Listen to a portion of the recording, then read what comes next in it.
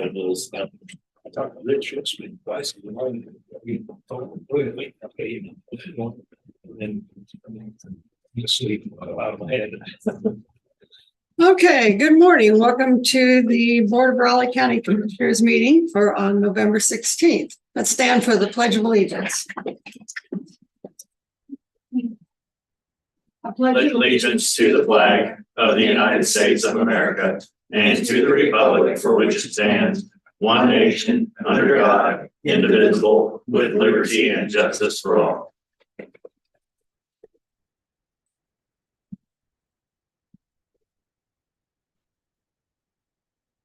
Okay, we have the first item on the agenda is public comments.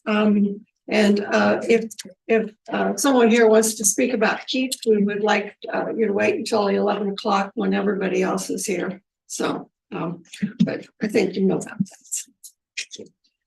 So we'll go to commissioner comments. Commissioner McKinley. Okay, Monday, we had county officials lunch, discussed forming an incident support team, and then had big discussions on strategic planning, how the plans we developed and how would results be moved forward or just set on a shelf. This will be an ongoing discussion for a while, obviously. Monday afternoon had granddaughter's basketball games, two really close games, middle school games with Emporia. A team lost by 2 and B team won by 1 in overtime. Both games was exciting to watch. And then Monday evening went to the K-State men's game. Several of the freshmen are starting to step up, which is good to see. Tuesday, the Flint Hills veterans had their after action meeting for the parade. Things went, there were things were brought up. They always go over what worked and what didn't work, even though it's been doing it for years. It's still every year something new pops up that didn't get worked and try to provide it for next year. They thought it was a big success. There's a lot of people out there that day. It's a nice day. And lots of people came out, which was nice. Wednesday, the juvenile detention facility meeting. The last 2 meetings have been very contentious. This one we had a lot of discussion about issues instead of arguing. We kind of got everybody settled down. A lot of questions brought up over the last couple of weeks. Meetings were resolved, and the board seems to be working together again now. We've got things calmed down, which is good to see. The last 2 meetings weren't too constructive, but maybe up to this point now, we got some stuff answered. I think things are going well. Other than that, took advantage of some of the nice weather. We got some fall cleanup that hadn't gotten done yet out in the yard. It was nice weather. It really is. That's what I got. Okay, Commissioner Ford. Yeah, I was going to mention the weather to start off with. I have a feeling we're going to pay for it somewhere down the road. And like snow in April, something. Keep them snow plows ready, Evan. Don't put them aside just yet. Monday I attended that county officials luncheon too. The incident management was an interesting conversation. I'm actually kind of curious about that myself. I don't know at what level or capacity I can get involved, but I'm going to look into that a little bit more in depth. That's just an interesting conversation. Of course, strategic planning. Sounds like we've got some work ahead of us on that, but I think it's a necessary component moving forward. And just so all went well. I guess maybe we went a little bit over. I kind of figured we probably would, but it is what it is. Besides, we had pizza from AJ's. How can you go wrong with that, right? And so later Monday afternoon, I met with John Armbrust, who's who was the former director of the Governor's Military Council. Wanted to discuss needed to get some ideas and some directions on that DSIP grant. As you know, we're working on a project over in Ogden and trying to match up some things, and wanted to see how much they may or may not get involved or what some of those dynamics actually are with that. And as we work through some processes to get there, we'll connect the dots and get everybody adequately involved in that process. And when the time comes, I think we're probably still a year or so away from that. probably at the earliest anyway, and maybe even longer, I don't know. So good conversation. He also serves on our Road and Bridge Advisory Board. You know, that's something I've been talking about here lately too. Evan's shaking his head over there. So I'm going to try to get you guys a couple extra people on there and get that moving in 2024 and start talking about what we need to do with the new sales tax and get that moving forward as well. So I'm sure John has mentioned that to you at least once, maybe twice. I don't know, a few times. So I'll do what I can to help you guys out on that one for sure. Been trying to catch up at work with the holiday coming next week. It's not making efforts any easier. Supervisor in the one department I assist with left their resignation on the table and just left. So it's kind of created some chaos, as you can probably imagine. So trying to work through that.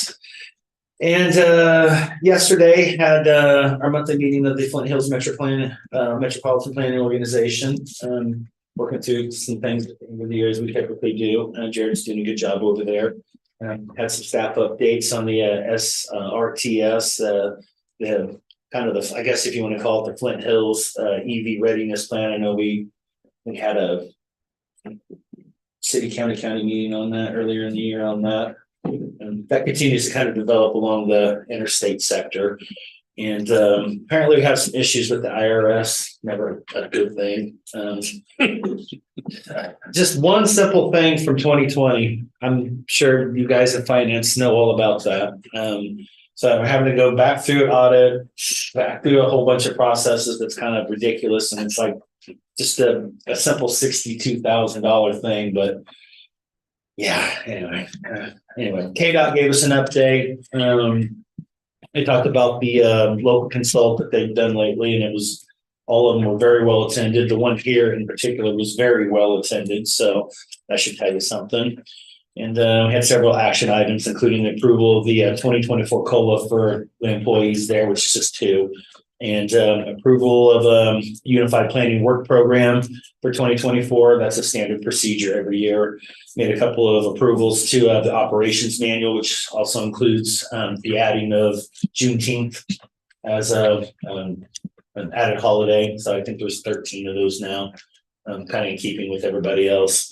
And then speaking of audits, the approval of the 2022 audit. Tried to work through the process from last year on just back pay, as Jared was kind of basically doing the position of 2. Now they got his position hired and we did the COLA. We wanted to backtrack and make sure that that position was covered just as a position, no matter who else was in there, and try to figure out the differences. And the amount on that was about $1,200. So not a large amount, but thought it was necessary to take care of that. So outside of that, I'm trying to tie up some loose ends and get some things done. And I plan on hitting the road Tuesday morning to Kentucky. At least that's the goal currently. Yeah, the weather looks like it's going to hold up, which is good too. But got a lot to do still yet. So that's all I've got this morning. Okay. Well, I too on Monday attended and chaired the county officials luncheon meeting here in the BOCC chambers. Russell Stuckey reported on the Kansas All Hazard Incident Support Program for the state of Kansas, and he discussed the statewide cooperation efforts with the Division of Homeland Security and funding thereof in cases of disasters in all the regions, and different regions can help other regions out. So it looks like a good program. I'd like to hear some more about it. So there is a brochure out on it if anybody wants to participate in it. We also discussed strategic planning for the county office spaces. No direction or decisions were made at that time. So further discussion. Tuesday, I had a medical procedure. Had a shot in my back, some side effects, and didn't feel well most of the day. So I didn't get a whole lot done much on Tuesday, except some phone calls and review of documents for today's meeting. Wednesday, I spoke with some residents of Keats about the community meeting that was held this week and the public meeting to be held today. came into the office for several things, including a short time with Amanda and Shelley and Clancy Holman. And then had another meeting with some residents later that afternoon. And then that evening, I practiced with my bell choir for Sunday's performance. And then also received emails and texts until about 11 o'clock last night. So a little blurry eyed this morning. So that's all I have. So it's going for business. Ready for business, commissioners? First item we have, a motion to approve the contract agreement with Reese Construction Company Inc. for the Fancy Creek Road and Bridge Replacement Project in the amount of $361,981.98. Any questions on that? Go ahead and make a motion to sign and approve the contract from Reese Construction in the amount of $361,981.98. I'll second. So moved and seconded and signed and approved the contract from Reese Construction Company in the amount of $361,981.98. All in favor? Aye. Aye. Sheriff, please sign All of these. all of those. Whew. Yeah.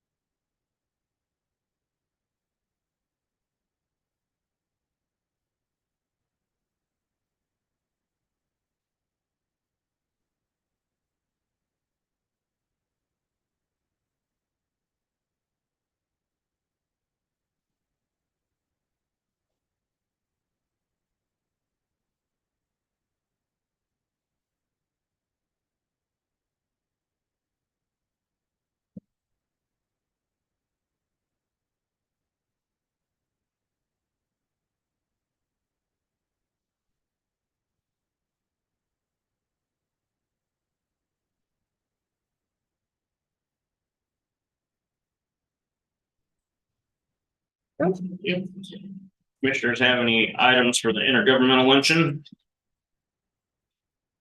So is there anything on the agenda for that? Did not see anything at this time. I won't be attending. I'll still be back home in Kentucky.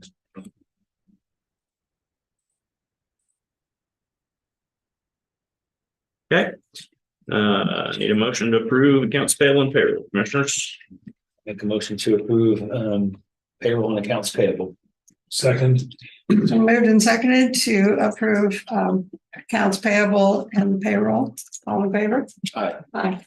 All three sign, please. I wrote it this morning. Oh, no. Yeah, it's gonna happen. Welcome. Join the club, is that what you're saying?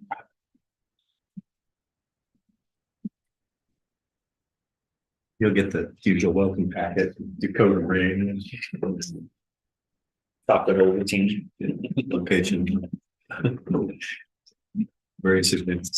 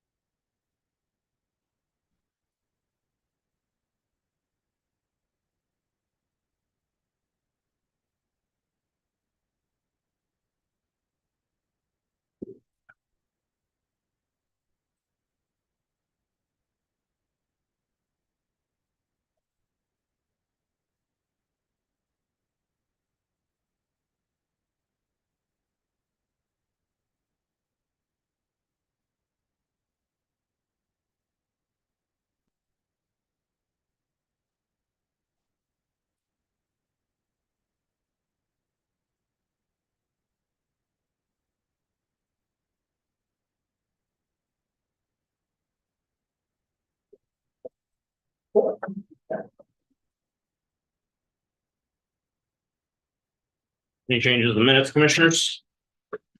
I don't have anything. I didn't see it either. Okay.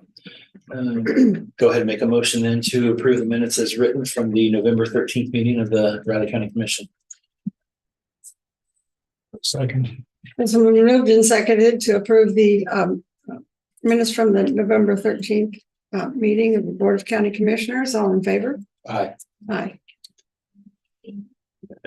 How the tentative agendas look, commissioners? 27th, I won't be here in person, obviously. And on zooming in someplace from back home yet. I haven't got that completely established yet, but it may not be for the entire meeting, just so you're aware. You'll be on the road.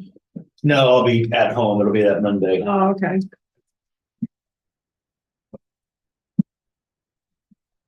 There'll be someplace from the Hardin County Government Building. I don't know if it's going to be from the executive offices, conference room. It's a busy time of the year for them down there. It's tax season for them. So, but they're going to find me a space. So, see how it goes. The maybe the roof. That's fine. It's a nice view, so I can deal with that as long as the weather's good. Commissioners, we have the Northeast Kansas County officials meeting tomorrow. Planning on leaving. You okay with leaving at 7? Mr. Ellerman and Alvin we're all riding together. There's all commissioners. Yeah, all commissioners. You're just gonna go from okay. So then 2 commissioners, myself and Alvin and John. Yeah, really. Yep. I don't know if I can make that trip Saw with that. Alvin and John. I don't know. Saw that. Okay, 7 o'clock. 7 you 2, okay? Just meet in front of the Okay. courthouse office 7 building. Yeah, Instead of 7:15. Yeah. Let's do 7. Do that.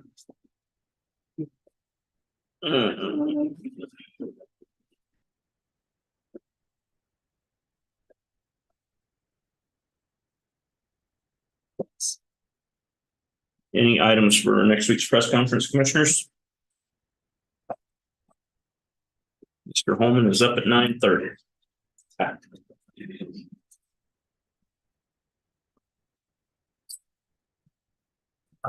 Thank you, Michelle. Yeah, you're welcome.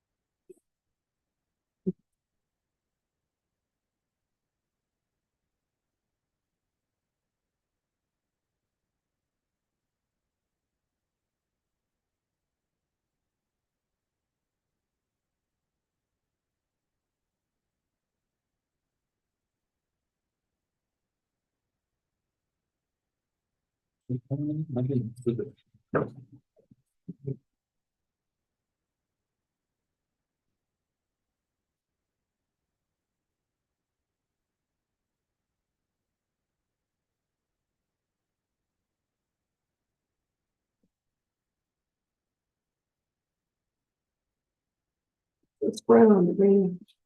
8.5 K-State. Vegas must I have was looking something, for it and I couldn't figure it out. unless it's moved over. Or either one of them for that matter. Nobody even knows what happened to the original starter, which is kind of odd. So. He's wanting to. Peninsula City. That's what I've heard. Polish Ridge replaced that kind of what it means. So the new K-State basketball posters came out, scheduled posters came out. Oh. And of course, it created somewhat of a scurry because Tomlin's not on there. Oh. So everybody's all of it on. Did he transfer? Is he going? Did he keep up the team? Has been suspended indefinitely. That means from all activities, including, advertisement and media. It was the Funny. one that was arrested. Yes. Yeah. Not a good situation either, but I'm not gonna explain the details. Yeah. Never stood this about. And made the right call. That's what I would tell you. Yeah, that's Neil's freshman '99. That took over. Yeah, I mean, Yeah. I understand the Will McNair. Holy cow, that guy's a horse. But he's big guy and he can move fast. He can go. Laterally, that's what I noticed. He can Yeah. really had. And somebody was saying, how long till, and I know they've changed things now, but how long ago he's been back? Is he? Yeah. Been a. Well, not necessarily tall, but I mean, that old Yeah. Yeah, like a linebacker. yeah, you don't see many of those in the middle anymore, but yeah, there's a lot of talent on this team. And he, you know, agile, you know, as big as he is. If they could play a little defense and get a little bit more consistent, we're okay. I really do. Oh, I think, it's just taking a while for football to learn, but yeah, a freshman.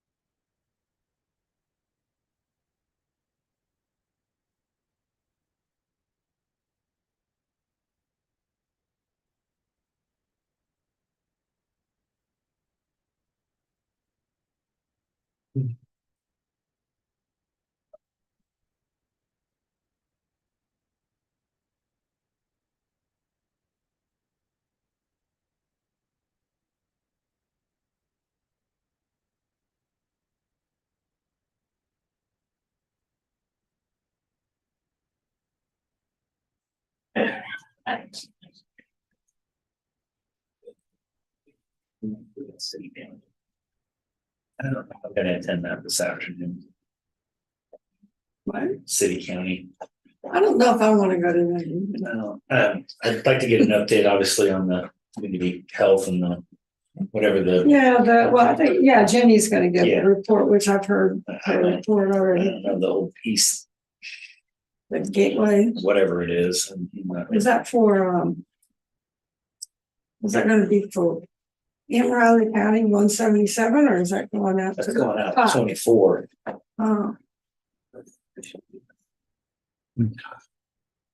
That'd be interesting to find out what they're up to there, but I don't know. You have any idea, Clancy, what they're proposing on the I'm sorry. gateway thing? No, I do not know. I just didn't change the upbringing.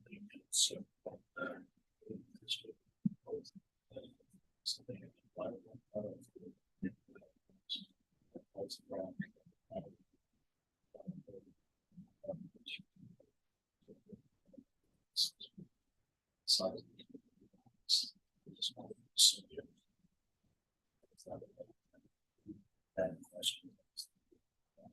yeah.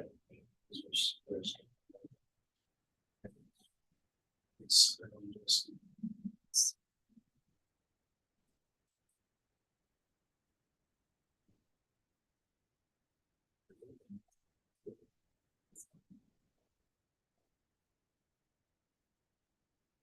Oh, thank you. Yeah.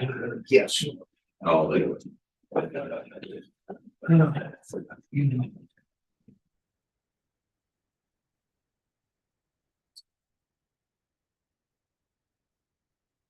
Good.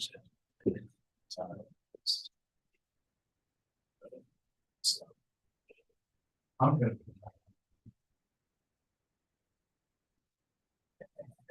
Yeah, we're gonna fry turkeys this year. That's what you were saying. We talked my mom into it. She's the traditionalist, got to bake it in the oven and everything else. Talked her into it. I do like turkey. I talked her into it. It was, we're I- frying turkeys, deal with it. Happy Thanksgiving. Yeah. Wife and I both like turkey, and I always wonder, why don't we make it more often than just Thanksgiving? Because we really do enjoy turkey, Yeah, And we get were a talking smaller about that. one, because she always gets 2 20-pounders, but get a small Yeah. one sometime and cook it up. We enjoy it. Just the turkey breast. And that's, we've got 2 of those and then an 8-pound and an 11-pound. We're gonna do them all. But see, I prefer the dark meat, so Okay. I'm one of those weirdos that I like it dry. I like white meat. dry. People often I like complain white it's meat when not, it's not dry, but that's my biggest complaint with white meat. Then A lot of that's- times it is, but when it's Careful. not dry, it's so. that's usually the common complaint. I'm the one saying it tastes fine to me. You like it dry. That kind of fits your personality. Fancy. Thank you. I just had to get that little jab in there. I only got one more year of being able to do that, so. Make the most of it. But you also got to put enough salt on it to make it really unhealthy. Yeah, You're one of those. Yes. I have an uncle that's like that. I had a grandpa that was like that. Salt on everything. When you make a sandwich, it was mayonnaise or butter and it was like thicker than the bread. Grandpa, you want some bread with your mayonnaise? There's a polarizing condiment. People either like it or hate it. Can't say mayonnaise. Well, honest, which one? Mayonnaise or Miracle Whip too? Yeah. I was gonna say that's Yeah, not that's true. mayonnaise. Yeah, very true. I like a little bit, just enough for a little bit of flavor, but I don't want to like eat it, I had sworn in the old days, one of the best sandwiches was mayonnaise with just onion, just sliced onions on it. Yeah, Never had it, but Yeah. yeah, you said growing up. I think it just comes from the fact that generation grew up during the Great Depression and they just had to use Oh what yeah, they they had were, to they were use. poor. Yeah, so I think it stems from that, which I get. So But it's still good. Never had it. Probably the should. other thing, you put salt in this beer too. Yeah, I've known Yeah, I've people to seen do that. that. Yeah. I remember back in the day. Old, Salt beer. old Milwaukee Light or old Milwaukee Regular, red or blue. When I was a kid, people put salt in the beer and peanuts in their pop. Yes. Yep, that too. That absolutely. Now, growing up, obviously in the South, they do boiled peanuts. Mhm. And it smells to, it comes, but they taste great. I like boiled peanuts, but they don't smell real good. They can tell you that.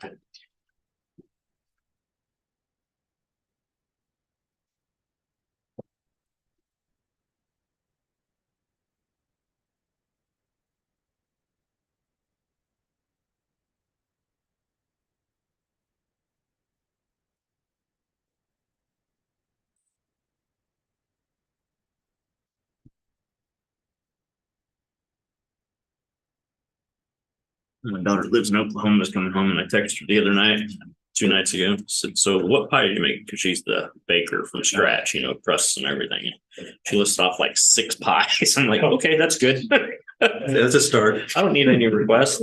Yeah, amongst frying turkeys, I put in an order to the bakery they've got down there, and they've got a carrot cake, a peanut butter pie, pumpkin pie, a bourbon pecan Never pie. had a peanut butter pie, Really? Oh, you should. Oh, You but should. pecan bourbon sounds good. it's because good. pecan's That's my one of favorites. that's my favorite out of the bunch we ordered. I ordered that. That sounds really good. It goes really good with the pecan, believe it or not. Oh, I'm sure it does.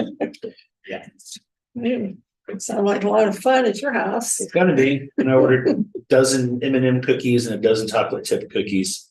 I don't know how I feel about that one yet. But This conversation's just making us gain weight. yeah, I gained about 5 pounds. I don't know how you're gonna top that, Clancy, but Bring my back. okay.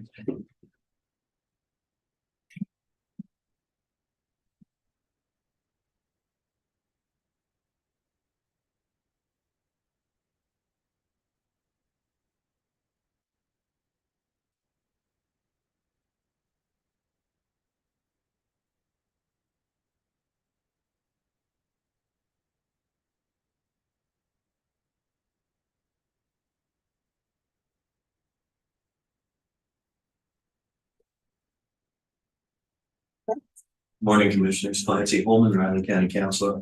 Just want to update you on a few things. Received yesterday, you recall the district court appeal. I mean, even though it was a proceeding in district court, it's an original proceeding, but it is an appeal when it's an appeal of the decision of Board of County Commissioners. We had that one involving the preliminary and final development plans for the Liquid Art Winery some time ago. That was the trial on that was heard this past late summer, midsummer, I guess. The county's position prevailed. The appeal was denied. They had 30 days from the decision, which was in by the judge, which was some period of time after that. And that would have been in the 14th of last month, I think, when the decision was actually written saying that the board's position had prevailed. They had 30 days to appeal. On the 30th day, yesterday, we received a notice of appeal that will now go to the Court of Appeals. It will be only it's not a trial. It's only like all appeals. For anyone listening, and I've already had a couple of inquiries on it, whether somebody needs to testify. So there's going to be a testimony. This is all on the record in the district court. And the judge did a really good job of setting out the detail, analyzing why he made the decision he did. Which if you prevail in an appeal, you want that because it points out those specific things that would have to be sustained on appeal in order for that judge to be reversed.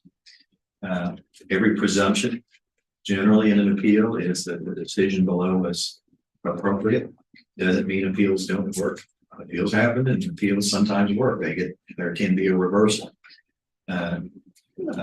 Pretty confident that the county's position in this is solid on appeal. Can't guarantee it. It's not one I'm concerned about in terms of thinking, well, I wish I was on the other side. That's usually how I judge those things. I think a lot of attorneys do that. So I was also asked, how long is this going to take?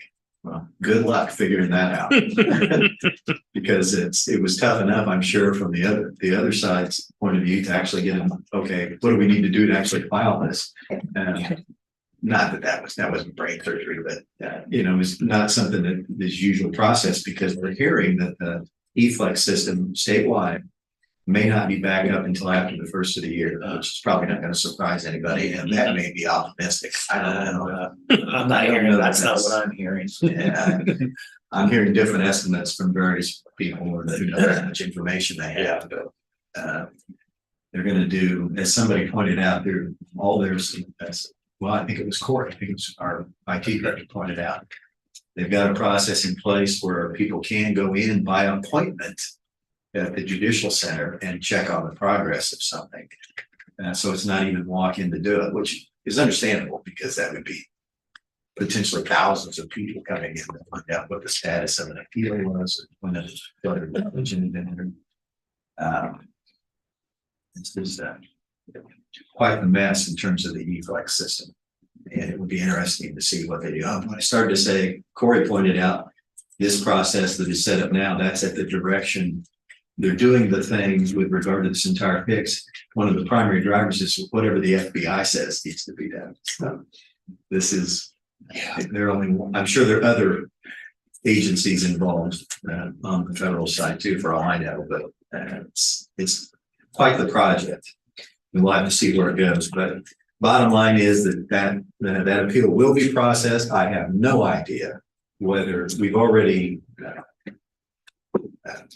on a separate appeal to the Court of Appeals that is our appeal. And it's a different case. This is the First Christian Church case. We're appealing the decision of the District Court in Lyon County some time ago involving the designation of the church as a historic site. And we have our brief already on file. That's been done.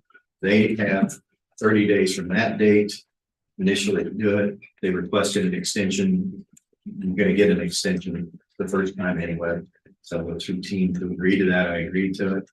But I don't know. Somebody also was asking me, well, is the Supreme Court going to change deadlines like we're done during COVID? I don't see that happening. I would be surprised if they did that for things like deadlines on appeals, because they're still offering the ability to actually file it by paper.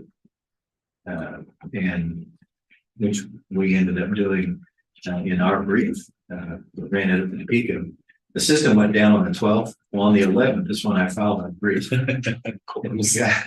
got one email back from the Court of Appeals that said, you've basically confirming it had been received, but there's a series of other things that E-Flex you get.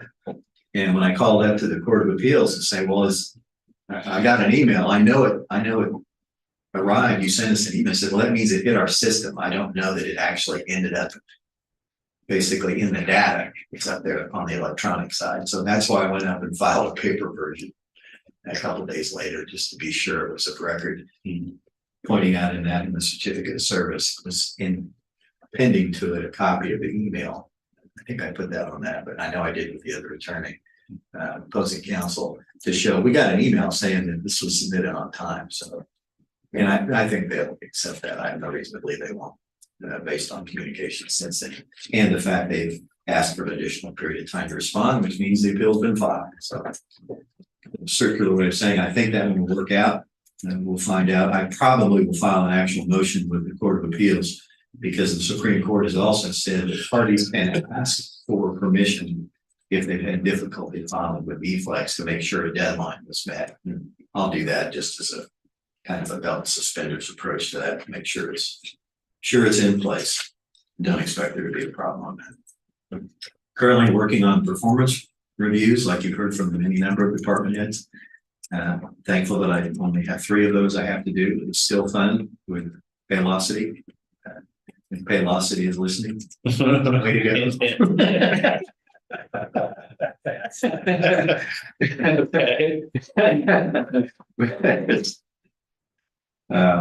So we'll get those done. I've also been working primarily a lot of time recently on personnel matters, contracts, and of course various projects assigned by the board to assist. I will be out next Monday and returning on to the office on the 29th. I'll be available between that time, obviously by cell, have a laptop with me. Text me if you send me something. Please. That's all I've got, unless you have questions again.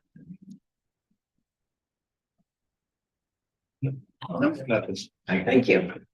Thank you, Nancy. Next, commissioners, we have the election canvas at 9:50.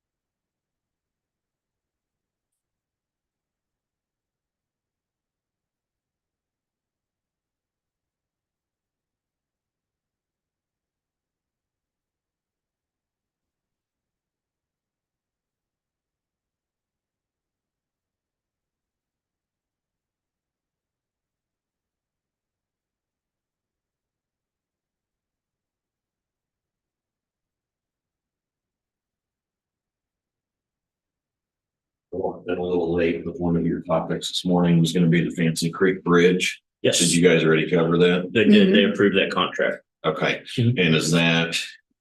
So I've heard the Fancy Creek Bridge, and then the one just north of there is on the plate to get rebuilt.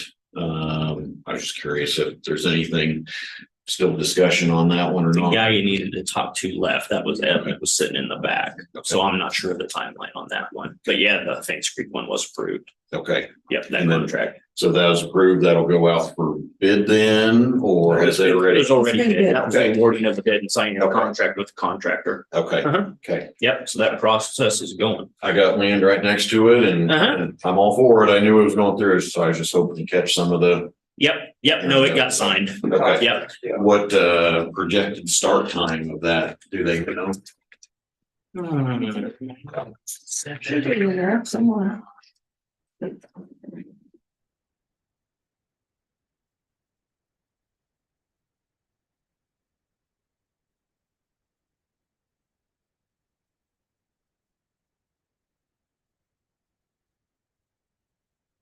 They're projecting 90 working days, it says. The contractor shall start work on or within 10 days following the date of written order from the owner to contractor to proceed with work performed under provisions of contract. So hopefully it'll start real soon. Pretty quick. Mhm. And then 90 days after that, it'll be done.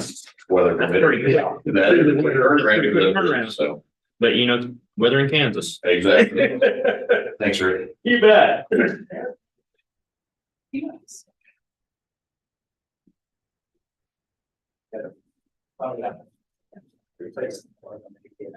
if you're curious about that other one, just give John Allen a call or Evan, the guy that was in here, and then section out, they'll fill you in. Okay. Uh-huh. Thank you. You bet. Come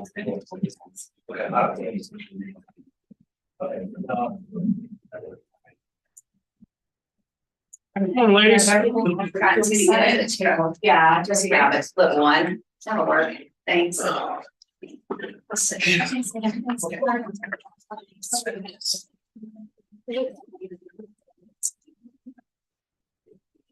bet they canceled that. Said they have no topics. Yeah, I Why would would be they have a surprised. meeting if there's no topics? I'm aware of at least 3 other people that are probably aren't gonna be there already. Yeah. Not including me, so. I've got plenty of stuff to do. Yeah. Rather than do that. Currently, just update the schedule. Monday? The 27th. 27th, Monday after Thanksgiving. The one and only time I use this reader. I wrote it home. I think you brought one to brackets, but we don't do this. Yeah, You don't need a table today? She's getting one. Oh, okay. We're just bringing a smaller one over. Got busy this morning and didn't think about it till now. that's As we were walking over there, I thought, oh no, I didn't set up a table. But you don't have the boxes and boxes like in the election. Yeah, next year you'll need a bigger table. Yeah. I know. On the way around. 3 times. I know. So I was telling I Annalise told too. Susan, we're not talking about that one until we I get this know. one done.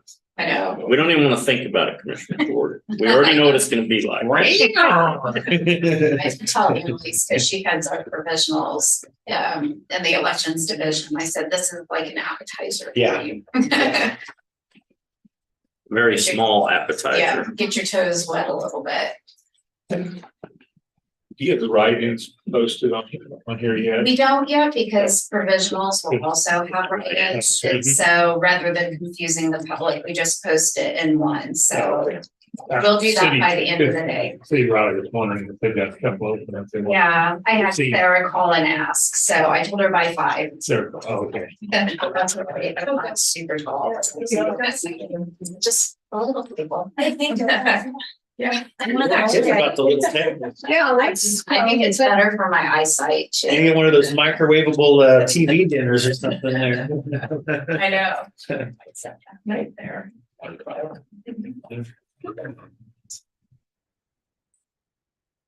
This is how Kirsten and I feel in the center. That's. I can't even.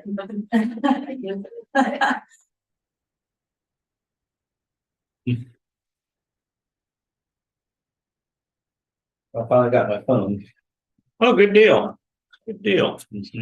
Let's just say the conversation I had with Samsung on Monday, they will be using for training purposes, I guarantee.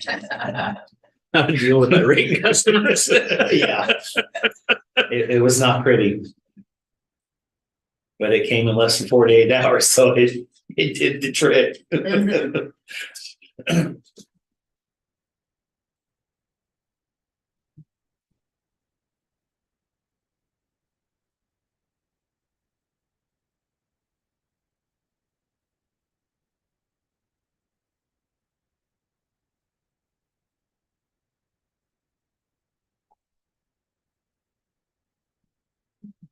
Feels good here.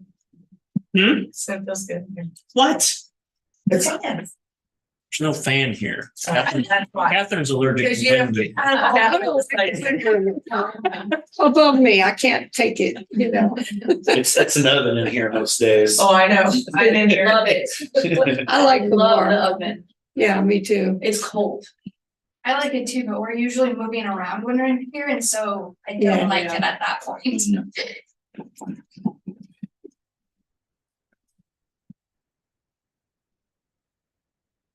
Well. I don't like to sleep in the cold either. I like to be Oh, nice and sleeping warm in and the cold. cozy. Yeah, I have to sleep in the cold. Yeah. My windows have been open every night for about the last month. I can get down to the 30s and I'm good with it. My husband. I don't even trust my windows being open. I gotta almost sleep with the fan too. It's like- I do. I have 2 fans.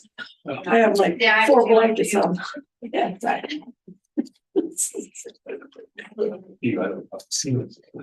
I don't like ceiling. Well, I like my hair, you know, way up there, but not over my head.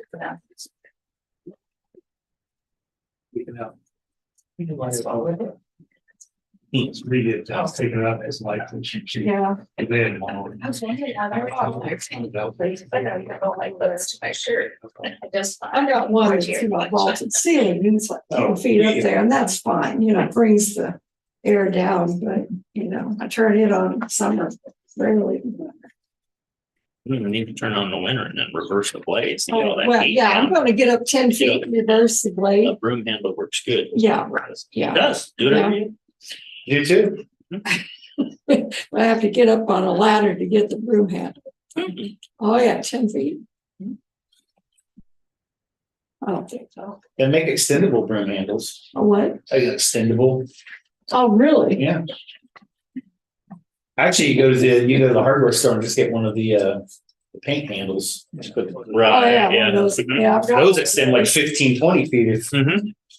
if you need to. I don't know. I've got one floating around there somewhere, but I don't do much painting anymore, so. Are you going to Home Depot and aisle 38? You know, you're probably more helpful than anybody working there right now, to be honest with you. Yeah, I worked there for like 4 years. I was right out of college. And I was in the garden and paint department mostly. Okay. I could probably tell you which aisle most of still is probably. Call Annalise for all your phone. I'm gonna do that next time, yeah.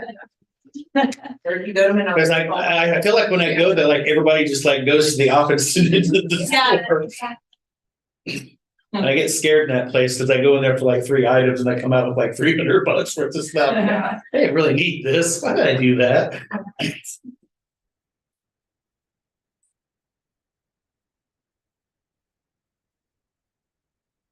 John, do you have the app on your phone? No, but I think I have it on my tablet at home. If you have the Home Depot app, it'll tell you exactly where the item is in the store. Yeah. Like aisle, bay, how many's on stock, the whole nine yards. Yeah, they're pretty good about it. Glad you came over this morning.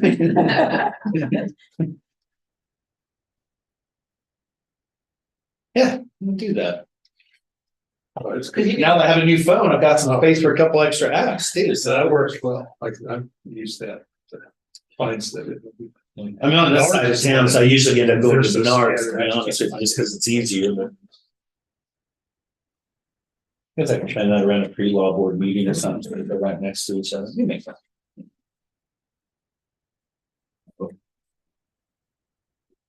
Trouble now. Yeah, we are. Brandon, how you doing? We gotta watch. Twice in 1 week, what have I done?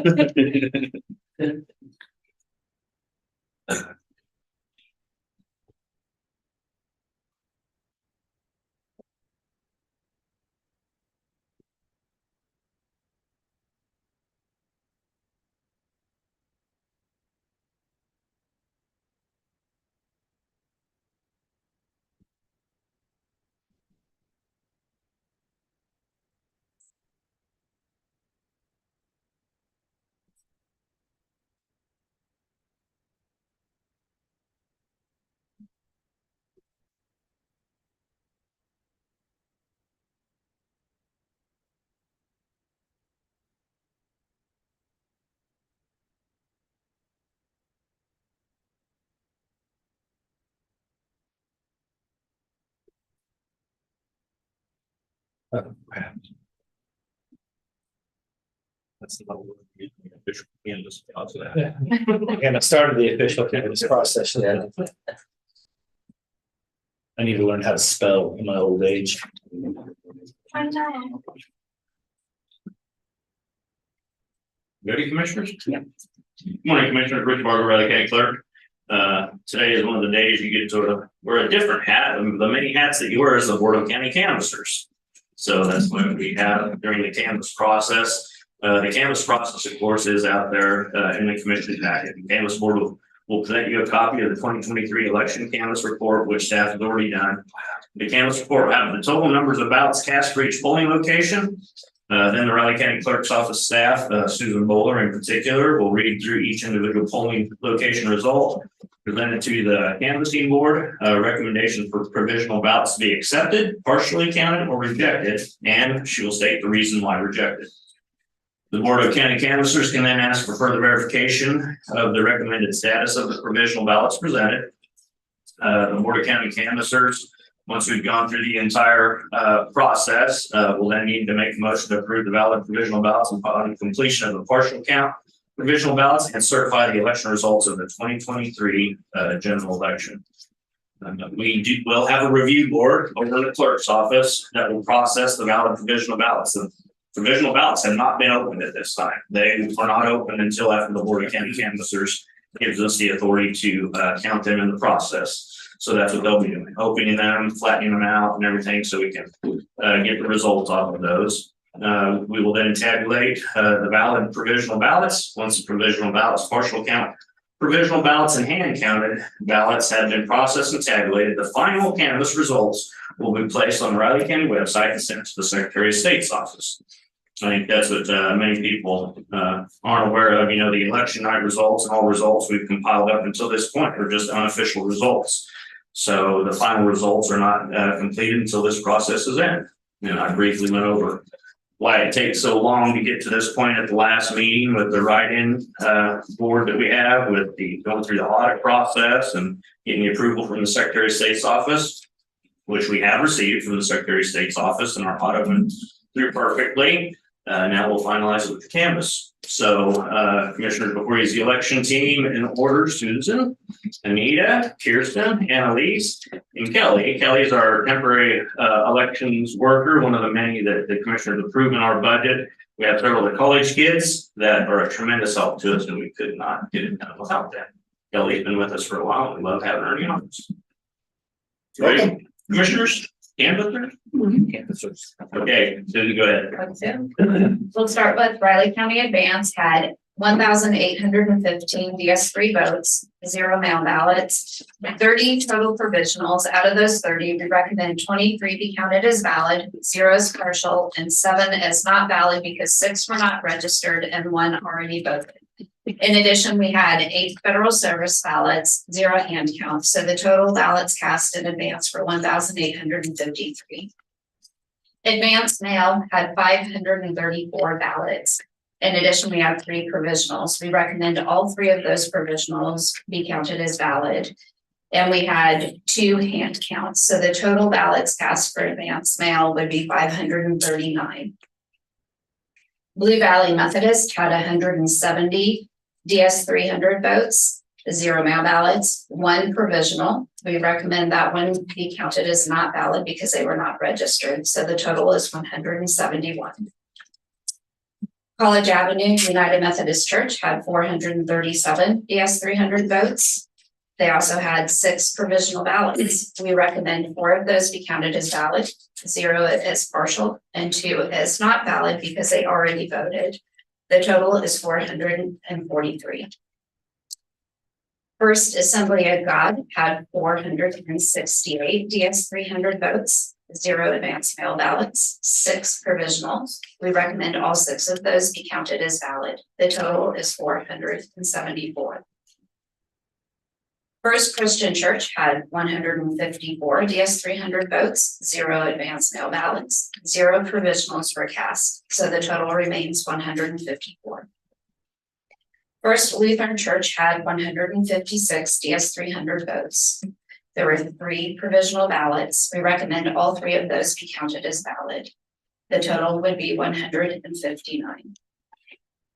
Grace Baptist Church had 219 DS 300 votes. 2 provisional ballots. We recommend 1 be counted as valid, 0 as partial, and 1 is not valid because they were not registered. The total is 221. Keith's Methodist had 126 DS 300 votes, and they had 0 provisionals, so that remains 126 total ballots cast. Leonardville Community Building had 102 DS 300 votes. In addition, they had 1 provisional, and we recommend that 1 provisional be counted as valid. The total ballots cast is 103. Manhattan Art Studio had 162 DS 300 votes, and they had 4 provisional ballots. We recommend all 4 of those be counted as valid. The total ballots cast are 166. Manhattan Public Library had 254 DS 300 votes, 9 provisional ballots. We recommend 6 be counted as valid, 0 is partial, and 3 is not valid because they were not registered. The total ballots cast were 263. Manhattan Senior Center had 60 DS 300 votes and 5 provisional ballots. We recommend all 5 be counted as valid. The total ballots cast were 65. Ogden Community Center had 152 DS 300 votes and 9 provisional ballots. Out of those 9, we recommend 2 be counted as valid and 7 is not valid because 6 were not registered and 1 did not provide a photo ID. The total ballots cast were 161. Potter Hall had 399 DS 300 votes and 5 provisional ballots. We recommend 4 be counted as valid, 0 is partial, and 1 is not valid because they were not registered. Total ballots cast were 404. Randolph VFW had 152 DS 300 votes, 3 provisional ballots. We recommend 1 be counted as valid, 2 as partial, and 0 as not valid. The total ballots cast were 155. Riley City Hall had 143 DS 300 votes and 2 provisional ballots, and we recommend both be counted as valid. The total is 145. Scenic Woods Clubhouse has 133 DS 300 votes and 1 provisional. We recommend that 1 provisional be not valid because they already voted. The total is 134. Sedalia Community Church had 126 DS 300 votes and 1 provisional. We recommend that 1 be counted as valid. The total ballots cast were 127. St. Thomas More Church had 449 DS 300 votes and 8 provisionals. We recommend all 8 be counted as valid. The total is 457. The Links Clubhouse has 122 DS 300 votes, 3 provisional ballots. We recommend all 3 be counted as valid. The total is 125. Trinity Presbyterian has 96 DS 300 votes, 6 provisional ballots. We recommend 5 be counted as valid, 0 is partial, and 1 is not valid because they were not registered. Total ballots cast at Trinity were 102. Unger Complex had 195 DS 300 votes and 4 provisional ballots. We recommend 3 be counted as valid, 0 is partial, and 1 is not valid because they were not registered. Total is 199 for Unger. Unitarian Universalist Fellowship is 87 DS 300 votes and 0 provisionals, so the total remains 87. University Christian Church had 468 DS 300 votes and 7 provisionals. We recommend 6 of those be counted as valid, 0 is partial, and 1 is not valid because they were not registered. The total ballots cast at University was 475. Vineyard Community Church had 250 DS 300 votes and 1 provisional. We recommend that not be counted as valid because they did not provide a photo ID. The total is 251. Westview Community Church had 220 DS 300 votes and 3 provisional ballots. We recommend 2 be counted as valid, 0 is partial, and 1 is not valid because they were not registered. Total ballots cast were 223. Riley County totals: DS 300 votes had 7,115. Advanced mail ballots total 534. Total provisionals were 123. Out of those 123, we recommend 93 be counted as valid, 2 as partial, and 28 as not valid for the various reasons I had shared previously. There were 8 federal service ballots cast and 2 hand counts. The total ballots cast for Riley County for this election were 7,782. Board of County Councilors, have any questions or for further clarification on anything on the report presented? Explain the partial count a little A bit. partial count would be if somebody, you can verify, explain it. No, A partial go ahead. count Go would ahead. be if somebody voted at the wrong polling place, but they were given a ballot style where some of the contests would be true to what their ballot style should be and some weren't. And so in that instance, we would recommend that part of that ballot be counted. And of course, that has to be counted by hand. Correct. The scanner can't differentiate that. Right. Yeah.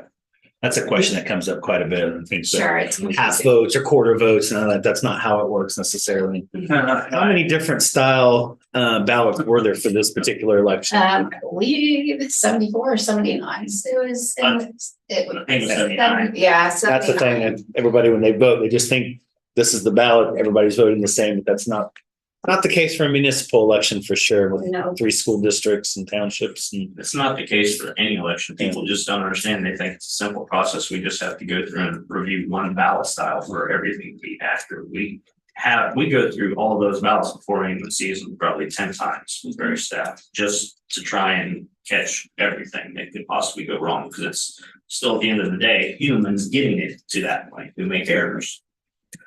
It's a tremendous amount of work.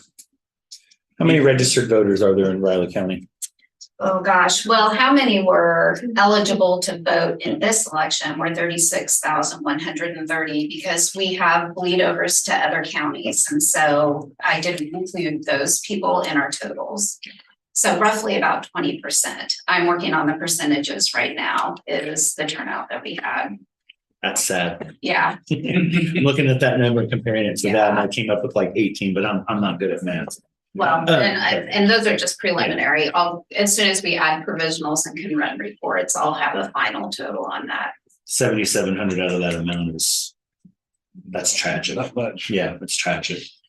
Gotta remember, that's the people that are gonna be running the show for the next 2 to 4 years. So, yeah. That's. Any other questions, Board of County Councilors? I don't have anything else. How would you get a provisional on mail-in? So if somebody requests a mail ballot and their address has changed and place of registration has changed, we'll send out a provisional. So if they complete all the provisional responsibilities, then we can send them the correct ballot for their new address. And then we can recommend that we count that. No. I understood how provisionals one, the other one. Yeah. Questions, but I didn't know on mail-ins, but they request one that they, okay. Just curious. Yeah, that's how that comes about. A common thing that's misunderstood by people on provisionals my entire career is people say, well, I fill out a provisional, it doesn't count. Those numbers show you that 77% of the provisionals this time count in some form. And so that's provisionals are a great fail safe, especially for our poll workers. As you see, some had already voted. The poll worker doesn't have to argue with them. They can see on the poll book that they've already voted. They want to vote again, give them a provisional. And that's why, some of with the voter fraud, one of them may say I voted twice. Well, you filled out 2 ballots, but we have processes in place to be sure only one counts, so people are so unaware of what safeguards we have in elections. And Commissioner eventually going to need to get to the motion on this, but the amount of work this staff has had to do with this new equipment, right. All total new procedures for all the election equipment, teach all the staff. We've held over just under 28 educational sessions with poll workers and county staff to be sure everything went smoothly. You would not believe the amount of work that has been done in the last few months by the staff here. It's just crazy. We have a lot of other county departments to thank, because I think we have employees from every county department that help us with this. And two departments in particular, IT and Noxious, we do dedicate all of their staff to us in some aspect of elections. And so it's just amazing. And then the community and all the poll workers that we have, it's just unreal. One of the few counties, knock on wood, generally have a good slate of residents that help us out, but then also those people, those organizations that allow us to use our facilities. This is truly a community thing, is the only way it gets pulled off. Those aren't all the county facilities, or hardly any of them are county facilities that are polling places. And so it's truly a community effort, and a huge community effort. And unlike most other things, we have one day to get it right.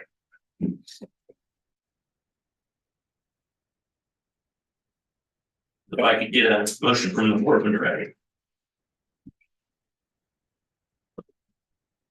So that motion would be just for the procedures. Right there, Cancer moved to approve number 4 there. Commissioner Foki, valid provisional ballots on completion of the Okay. partial count provisional ballots and certified official election results of 2023 general election. I'm gonna make that motion right there. I couldn't hear it from over here. You're not important. You're not part of the canvas. That's true. It goes without saying.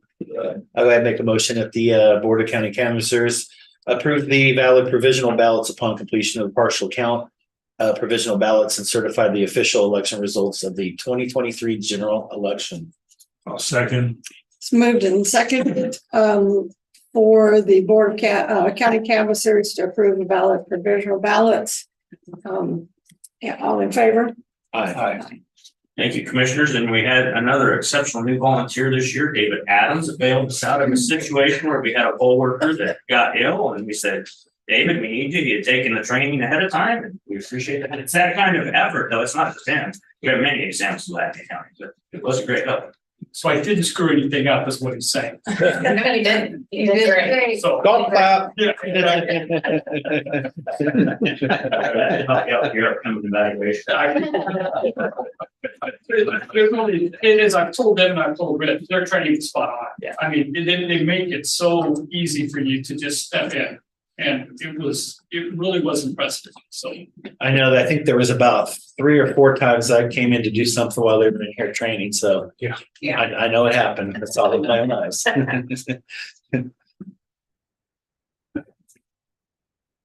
you. It's time for Mr. Fight, commissioners. Thank you for all you guys' work. Yeah, We thank you. really do appreciate this.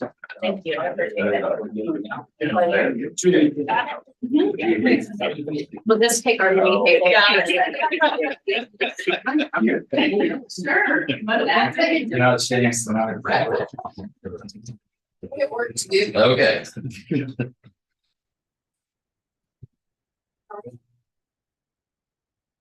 I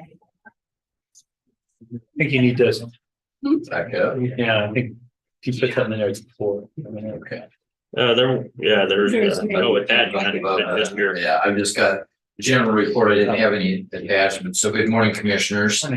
The report I have for you today will be reasonably brief.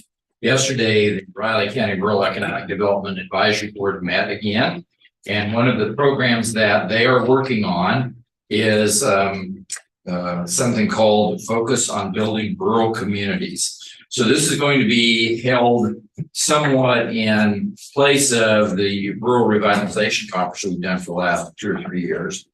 And it will focus on building rural communities. And our keynote speaker is a gentleman by the name of Dr. Benjamin Winchester from the University of Minnesota, who's going to come down and be our keynote speaker.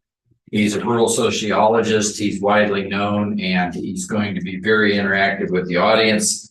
He's going to focus and direct his comments on the attributes of rural America, accentuate the positives, and note the current trends that are happening in the flyover states, as we call them. Additionally, we've secured Eric Peterson from Network Kansas, who's going to talk about cultivating resources to help start and grow new and existing businesses. Jeff Wick from Wamego Telephone is going to talk about rural broadband. And we have invited Lieutenant Governor David Tolan to come and speak on the commerce in the state of Kansas, as well as possibly touching on Medicaid expansion in Kansas. The target audience this time really around is local decision makers, politicians, school administrators, government officials, as well as interested citizens. And we're going to promote this on a statewide budget. I'm sorry, did you say something? We will have some sponsors. We've already got the Manhattan Area Chamber of Commerce. We're seeking others. I've written a grant to help fund the program, and I'm writing a couple more to help fund it. It's going to be held on Monday, March the 4th. So it's not a good day for commissioners, but that was the day that we could secure Dr. Winchester. He's actually going down to Arkansas on his spring break. He's doing some mountain biking. He's going to come down on Sunday, and then he will be here on Monday. And again, the venue will be Sykes venue in Leonardville, approximately 9:30 to 3. The final details and schedule will come out shortly after the first of the year once we have everything in place. What are you calling it again, Gary? It's called Focus on Building Rural Communities. We're going to promote this widely and try to get a really good crowd there. We'll also probably have a panel of the speakers so the audience can ask questions of the group.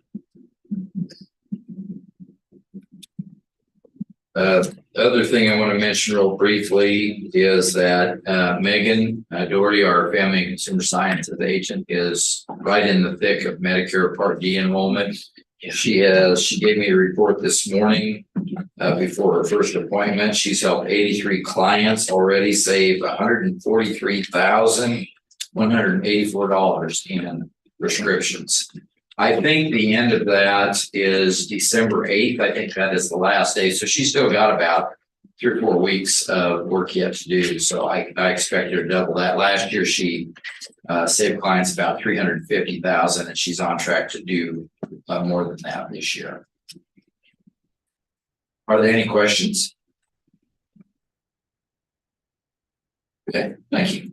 Thanks, Gary. Thank you, Gary. Next, Commissioner, you have Julie Gibbs at 10:15.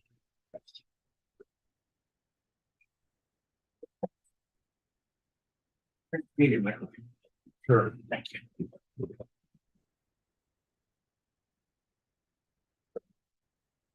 I mean, maybe we'll want to look at that March meeting and not have a. Yeah.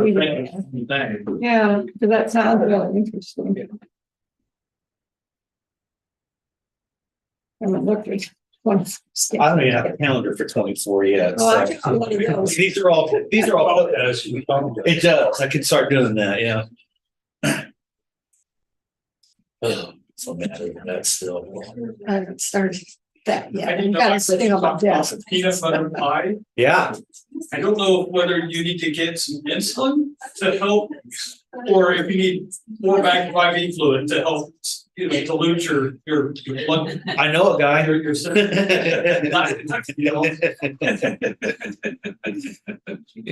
I bumped into one of your crews yesterday. Okay. A little apple nutrition. They You got about 3 different crews that wander in and out of there. They like that place. I do too. I was across the street last night. Yes, they were across the street from you.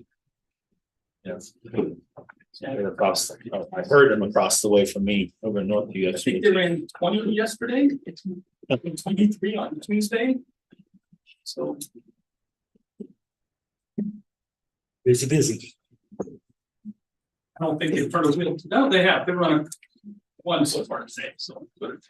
This morning I ran into town for some reason. It is. It's up It's to 5. cooler today. That it's overcast and that wind's blowing and. Finally getting a little. 35-mile-an-hour wind today. Mhm. Finally getting back to seasonable temperatures. Oh, no, right? Temperature's been 70 yet. You never felt this long. The air just feels different this time of year, Yeah, there's a little bit of a breeze. It feels cooler. Mm-hmm. All the sycamore leaves are blow up in the front yard now. Oh.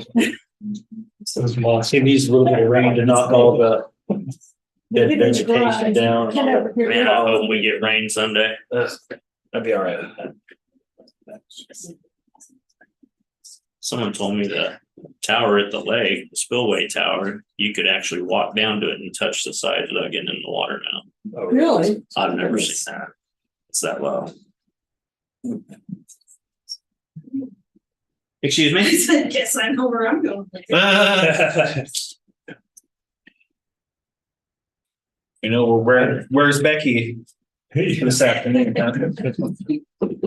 Commissioners ready for Julie? Yes. Do we need to make a motion? Yep. Yeah. Not necessarily. Okay. Usually don't on out of So you state can go travel. on this one. Okay. All right, good morning. Julie Gibbs with the Health Department. I'm here to ask permission to travel out of state. This is for myself, to Santa Fe, New Mexico in February for 2 days to attend another meeting for FNCE. And FNCE is an acronym that stands for Public Health National Center for Innovation. It is a department under FAB, which is our accreditation board who we're accredited through. I've been attending these annual 21C community member meetings as a state representative for local health departments for Kansas. I attend with a representative from KDHE. In the last years, that's been Kendra Baldridge. She's the director of the Bureau of Community Health Systems. And I also attend with the executive director of CALL. This year, that will be Randy Bowman. He took over for Dennis Kriesel a few weeks back. Dennis left his position at CALL and is now the deputy director for Johnson County Health Department. So by attending these meetings with 18 other states who are now involved, we can learn new ways to push forward the foundational public health model to make sure that all counties in Kansas are receiving quality services. And it's a great way to learn evidence-based practices to bring back to the state. So we do report back to the state after attending these meetings. So the last one was in May. They had the last 2 years in May in Virginia. So this year it's in February in Santa Fe. And it's all paid for through FAB. So they do pay for my travel and food. So they reimburse us for that. So no cost to the county for this.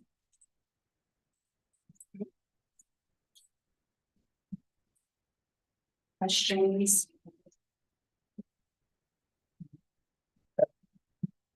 Motion to approve the out-of-state travel request for Julie Gibbs and the Brother County Health Department. Second. So moved and seconded to approve the out-of-state travel request for Julie Gibbs and the Health Department. All in favor? Aye. Aye. Chair, please sign. Thank you. Thank you, Julie. Next, commissioners, you have David Adams at 10:25.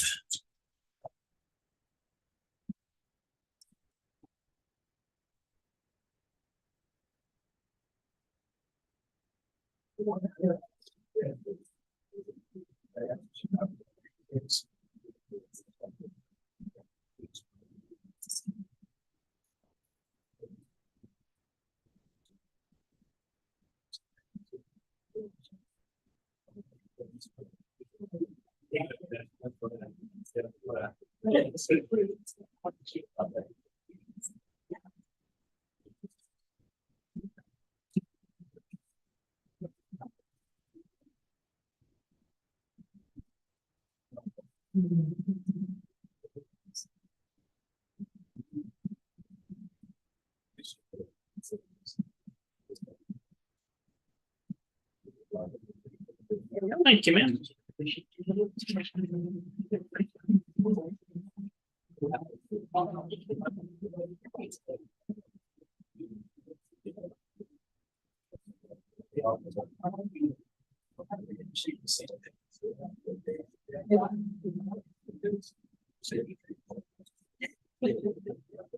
Yes.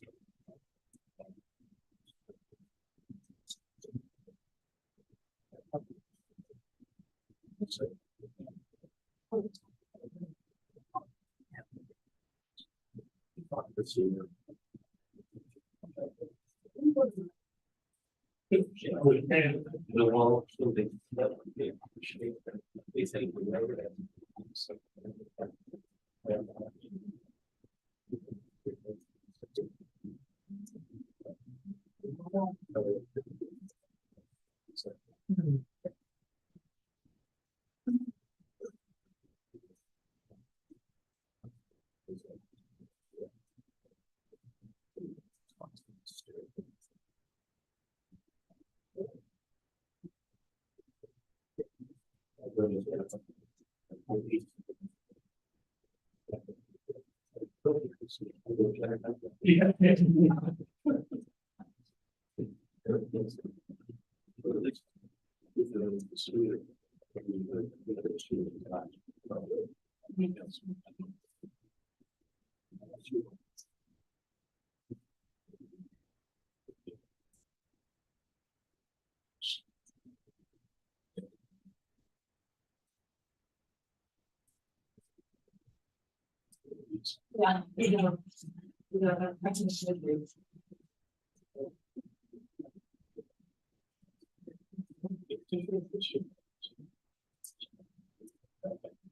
Yeah.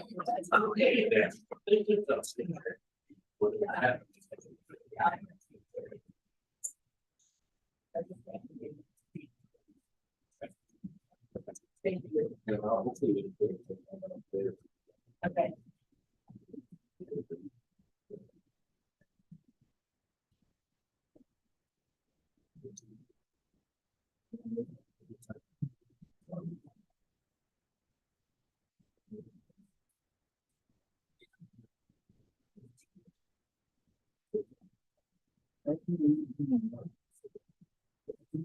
Questions? Yeah. Brian, nice meeting you.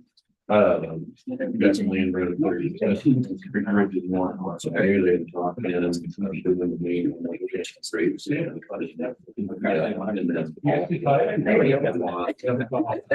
for the more. Right. We'd probably be getting looked at as well, so. That cell phone number that's on here, it's this, right?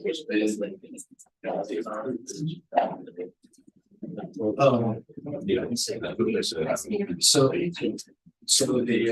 this, part of the Republican Valley. Okay. We have, and this year we had 165 Boy Scouts in mass at our camp. Oh, that's it. We didn't even call it. That's why. So it was, we call it conservatory because it's conservatory. They're not made on the right. And that'll be a place. So we thought, prior to starting, Probably not. Yeah. Just shut it down. Or. really what would be considered today is basically bugs. Yeah. And several of us Obviously, we can come in. were also doing our certification as a NRA. Like powder insurance. Check soil and different stuff. So they have a thing with the Boy Scouts where yeah, firearms, shooting like that. Yeah, definitely. One instructor, two, one shooter. Yeah. So. Yeah. Which of course the kids love. I mean, they, the group would come. Yeah. And then 2 hours later, they come back. Yeah, let's come in. So the kids do that fun, but we're doing it again. Yeah, that's what Rich and they go in there. It's, yeah. We might have. No issue. But I realized that they were straight and half the camping. Yeah. Notice. we had really. The rain, we stepped by it. We want to. Oh, yeah. Yeah.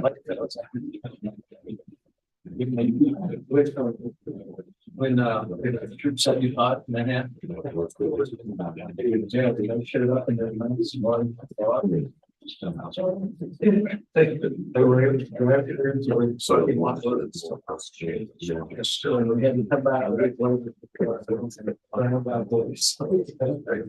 But it's still a discussion. But something that would be a nice story. You know, the Boy Scouts.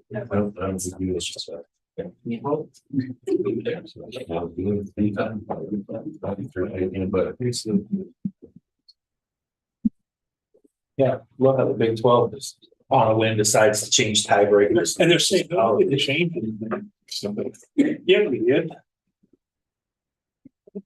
Hey, Joe. So what's that? Good. The rules for tiebreakers, the conference championship game, they changed them and then said, no, we didn't. No, I haven't change done it. it yet, so. We just clarified. Oh, Added a sentence, it wasn't there. Yeah. Add. Which, I mean, That's the key word, added. and it does. Then we change them, they add it Yeah, to it. that's what it Should be at the end But of they the. should be. But they also- Sense. Look. You're a lawyer. But Mr. Adam, Good, how are you? Good, how are you? good.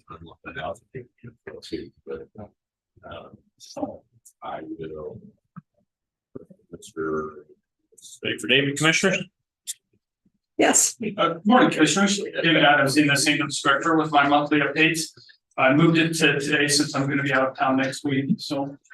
Starting off in October, call for service, we had 477, which was up a little bit from same time last year. Breaking down by stations, nothing out of the ordinary here, 170 at our headquarters, Station 1, 136 at Station 2, which is City Hall.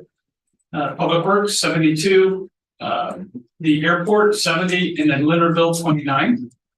So that number was up a little more than what you probably expected, but they're part of our transfer rotation. So about 10 of those were out of town transfers during that time as well. So as I think I've talked to you in the past, we took the Claflin Road Station out of our transfer rotation because over 95% of the time when they were out of town, we had calls in their area. So and then there's just, so we took them out and added Leonardville to it. So just the rest of the calls, the event standbys and supervisors. Continue to work on new building construction related topics. When I put this together on Tuesday, we had 90% of the headquarters met. Since then, we've received 100% of the mechanical, electrical, plumbing met documents. So we're starting to go through those just to make sure things that we had asked to be changed were changed, and then to see what new has been added to it since the 90%. It doesn't sound like there's a lot, but just a few things, mainly on the IT and the electrical side of it. So, but we'll start going through that again.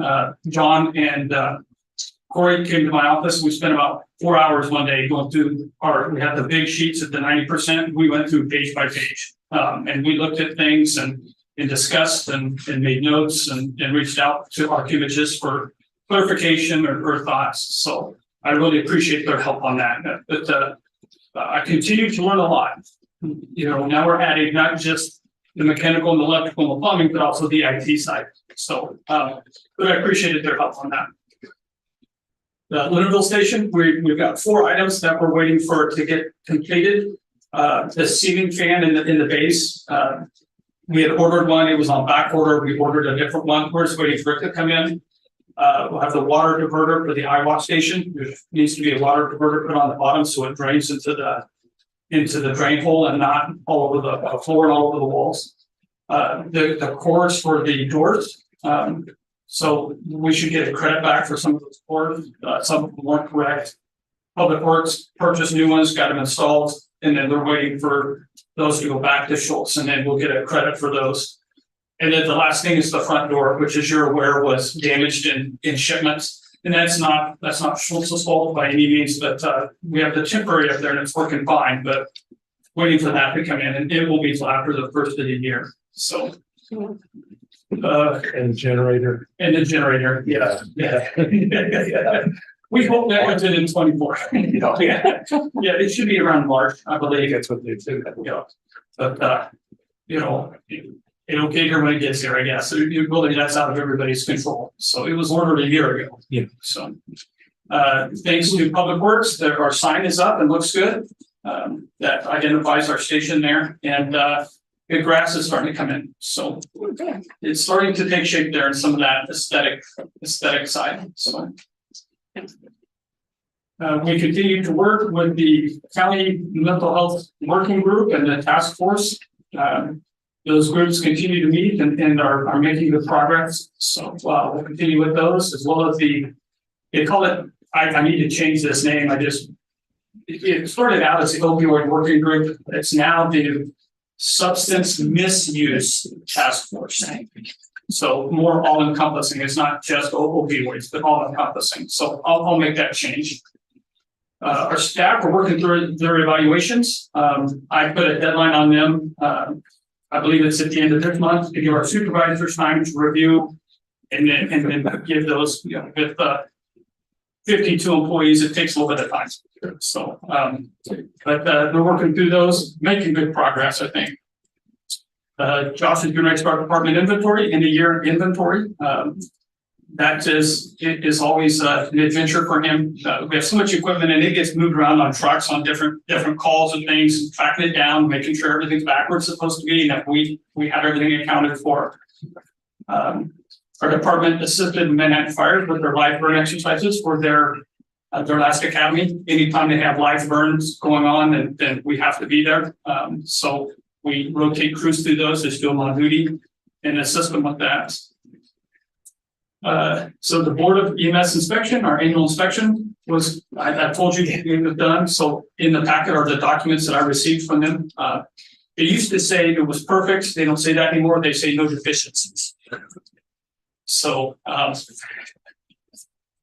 they're very, very careful to make sure you understand that. I'm not saying it was perfect. We didn't find anything wrong. So that's what government for you. Room for improvement. And then we had 19 event standbys last month. That number's going to drop off somewhat with the football season, high school and K-State wrapping up, but then basketball season is now ramping up for K-State. So any questions on any of that?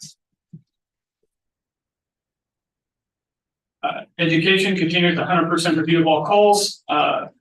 Reviewing some of the data metrics and identifying trends. And as Commissioner Ford had asked to put in our top 5 calls that we run in the last month, you'll see that in this packet as well. Credentialing is all but wrapped up for our staff. We're really happy with how that turned out. Big thanks to Alex and as well as our shift lieutenants who proctor that and do that work. And then we're starting our year-end reporting and building our schedule for 2024. So the idea is to get our training calendar pushed out to our staff in January so they know what to expect, what classes we're going to have, so they can, and then they are told whether they need to attend these classes if they're up for renewal of these classes. So they have 8 months to make it on their calendar, and then they're expected to be there. So community outreach, we continue with car seat check lanes. Multiple community demonstrations, a couple parades, the Howl and Prowl, and then trick-or-treating events. So they like, the kids like their trick-or-treating events. We come in, whether it's at West Loop or some of these different things, gives them an opportunity to see us, see our equipment. We kind of build that a little bit of a relationship so they're not quite as scared when it comes to EMS. And then a couple of things I didn't put on here because I always think about it after I submit it. Today, Josh is with Manhattan Fire. They have captain promotional interviews, and he's part of the interview panel. And then I'm assisting Potawatomi County because their EMS director position is open, and they've asked me to be part of that interview panel as well. So that's coming up probably the first week of December. So that should just be maybe a couple days, a couple hours each day type of thing. So I'll just run over to Westmoreland and assist them with that. So here's all the service inspection criteria for you to kind of see what they do. The first part is looking at all of our paperwork and making sure that we're compliant with state or federal regulations. So they were there for about 4 hours. There was two inspectors, and I don't see Alex get wound up very often, but he got, they weren't sure that some of his paperwork was included the spirits of new regulations. And he didn't care about the spirit. He went by the rule of law. And so, yeah, so I said, I don't see him get wound up very often, but he wasn't a happy man. And, but they approved everything. So, if they want to put the spirit in there, I think as I said, then they need to put the spirit in there. So, because, so that's what these documents are. That makes so much sense. And then our breakdown, our calls. So this format's a little different. As I've told you in the past, we went to a new reporting software and updated. And boy, if somebody can figure out how to move that information over into their reports, I'd love to talk to them. But so Josh and Alex go through and they just put it on an Excel spreadsheet for us. Now they're pulling data from different areas and it just skewed our numbers. So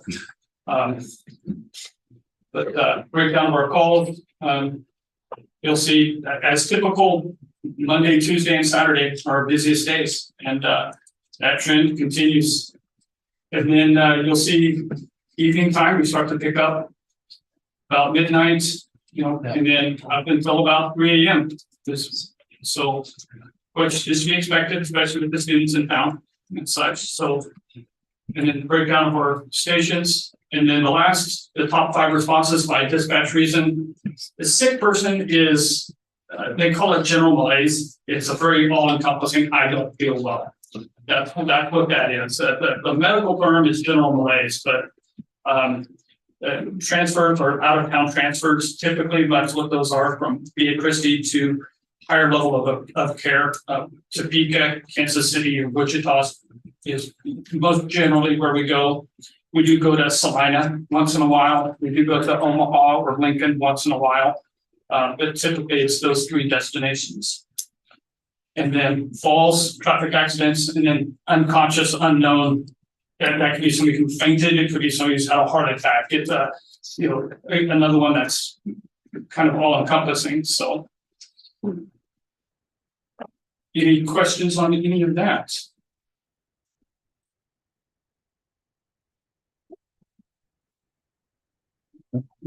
Thank you. Thank you. Thank you. Thanks, David.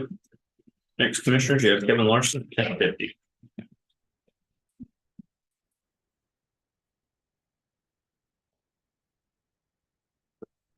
Great time. It is You got here just in time.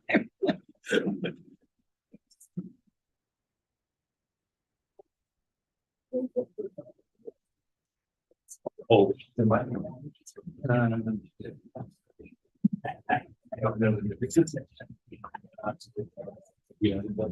Yeah.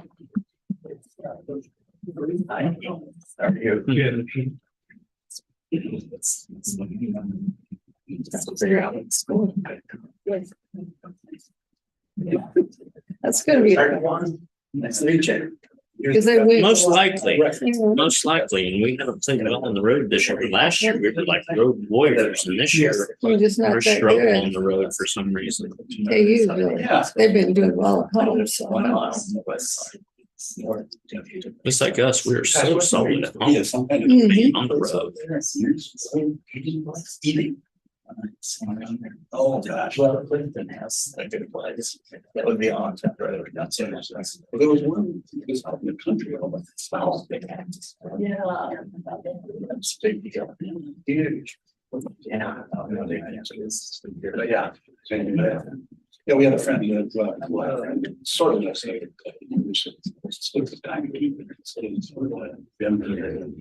But he was all big in the place. He's like over us, it's staying fast. And this is staying, she made this adventure. Yeah, that's a big deal. We got to celebrate with the gangs. Yeah, you talk about it often, well, before my time, but you learn how to take it and hate. But so I'll go back again, so it was all French country. Yeah, that's right, that's right. And when they keep the families to get the yeah, it's close to the and they keep it special. And so we never did them. Yeah, so the huge church used to be standing in the moment, like this. And when they got down so low, wish somebody was right. Yeah, we had them. And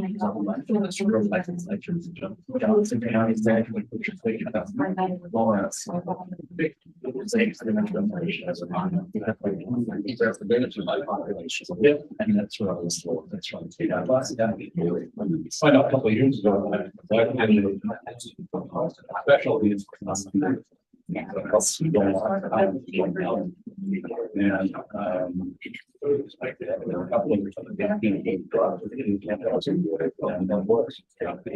there's a when I come to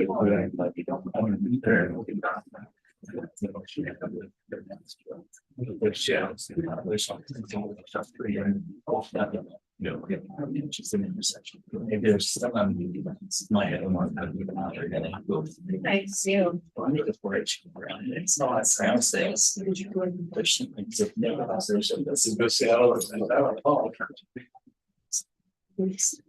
can be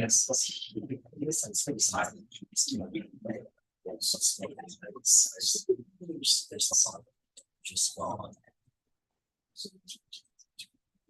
Well, it's kind of amazing, you know, see rural population in Kansas, 1890s, with my shrink. Well, I only do it because they got involved in this historical thing. And also, if you take a look at the number of people, you can see that the center mass is moving. You know, it's a huge fraction of the total population of the continent. I just so remember when I was on this. Or if it was there was some abilities.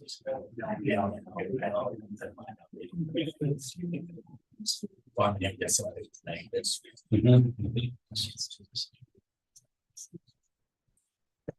That's okay.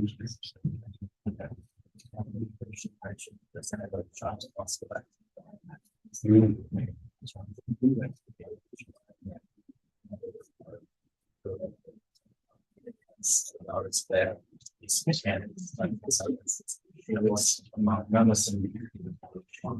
is a comprehension.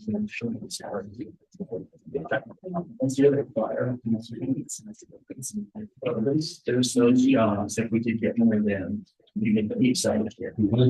That's one of the reasons she's there.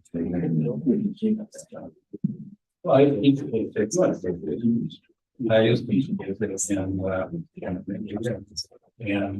know, these guys. Are you Brian? Texas. Good.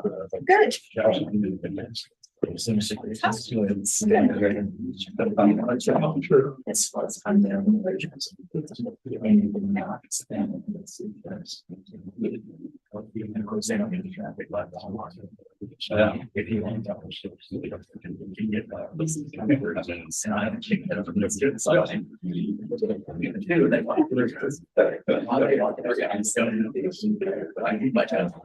that's the city's. How are you? Doing good. How are you? Doing good. Good. Where do you live? Yeah. Yes. Really way than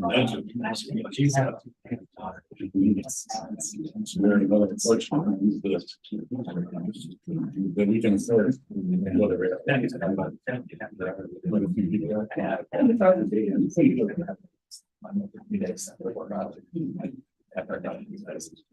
And then basically what it comes down to, like, I mean, the army never does it here. That's what I do. And they say you're just not only are you not doing things, you must go with different. I know they said, you know, we're in a flood, there's so less. And so first, what I found to say that. Yeah, I can get that. You realize I considered taking that to comment. Give anything away. They said even if it's hard. It's a little different than for 80 times.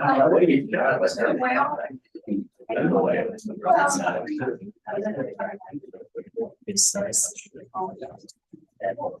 You know, leave. Something. I didn't know if they. Yes. That's very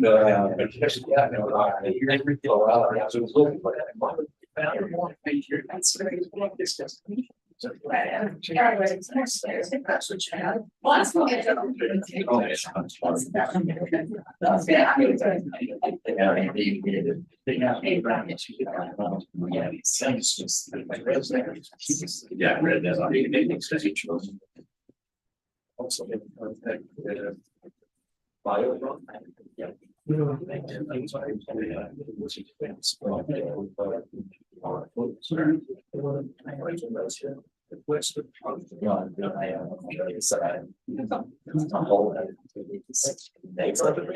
money out there.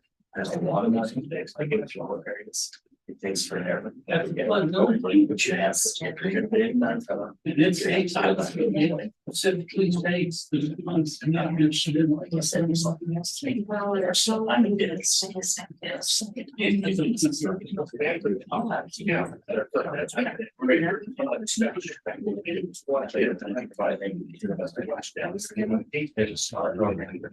You're straight in that side. And they don't. Everything you can do. So you know that's fine. And all that's not together back. There's that set. Yeah. It's not that I'll send them one day. That's right outside. Yeah. And I don't know that this.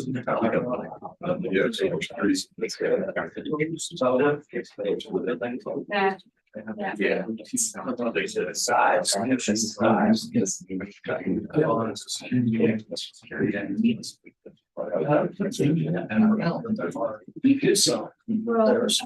But it's same like. Right, great. So you have.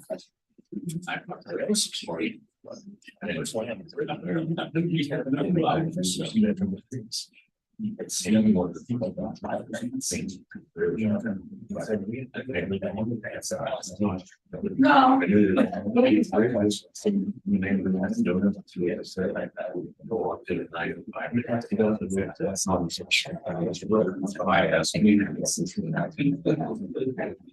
One stop.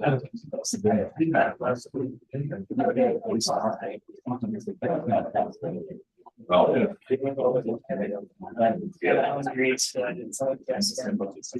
Yeah. That's what you think.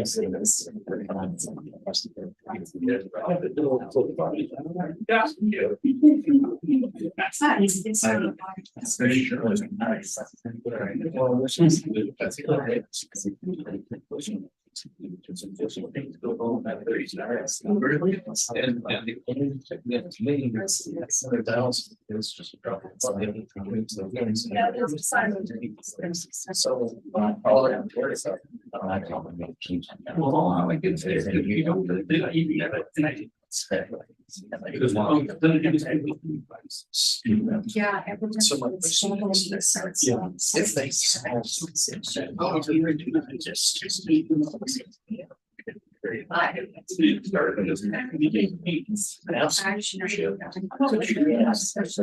It's the way I understood it. Yeah. That's it. They gave me some advice or anything. Yeah, the way I.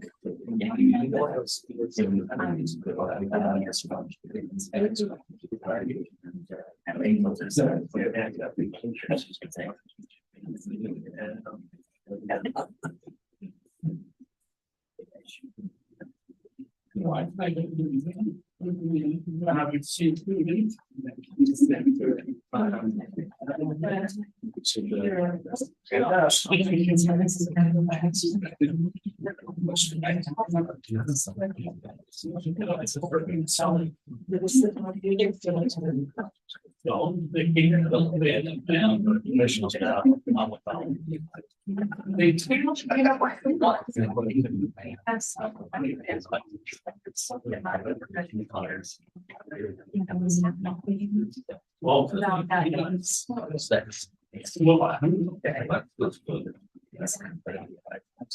There wasn't a big explosion.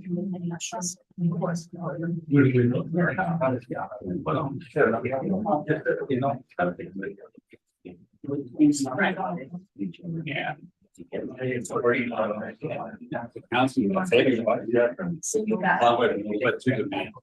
Yeah.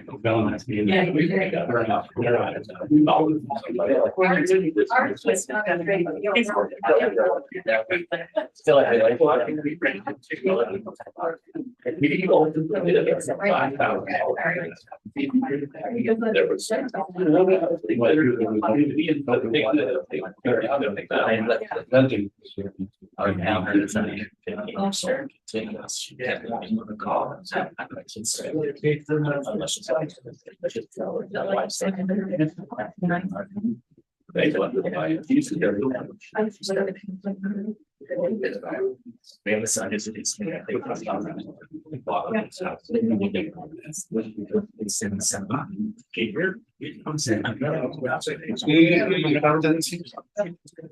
Yeah, I've seen him. They're pretty fun. Yeah, he is. My family. He's usually early. No, he's early. And they Oh, big things to head. Yeah, as well. How you doing, sir? Good. Got the muscle?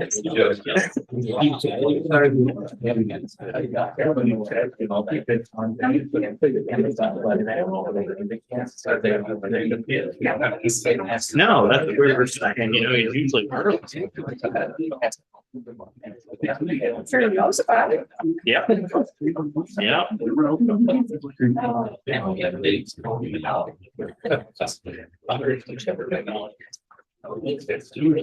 Where did they come from? Germany.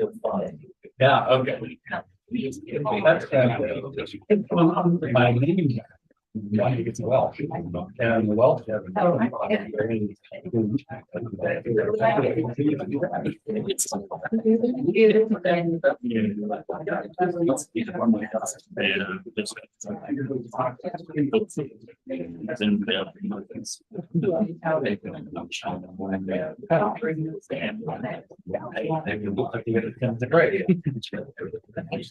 Yeah, the parent, Mr. Larson's gonna make a commitment. Wouldn't do any good to call him if he's coming from Riley. Yeah. No. So, We don't want to start a big sort of things. no. Yeah, not gonna be a public hearing. Yeah, we still may have another 10 here by then. Yeah. I mean, I would pull it in pairs. We'll take a look at the comments they do. Yes.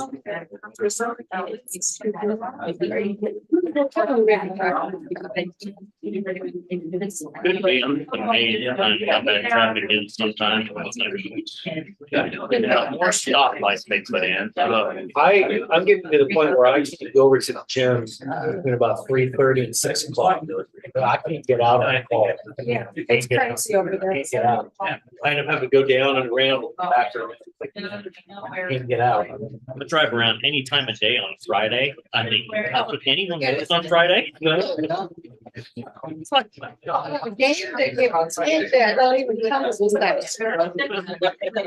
It's amazing for me on game day because like I live up in the Northview area and with all the light, it's not too bad. They are better.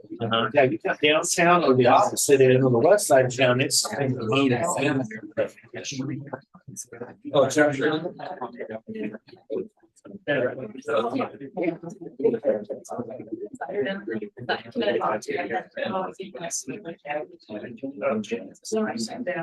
Well,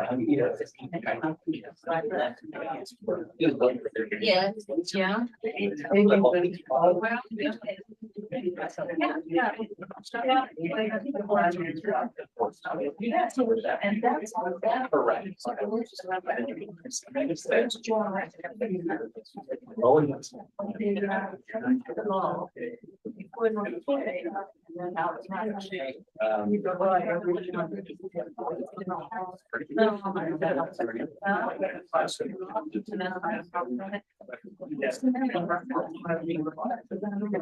Yeah. And that's Sure. Yeah.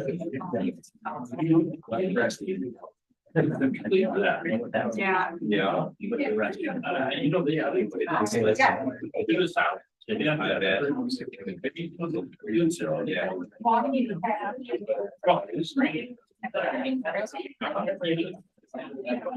Yeah, my. Yeah, and then.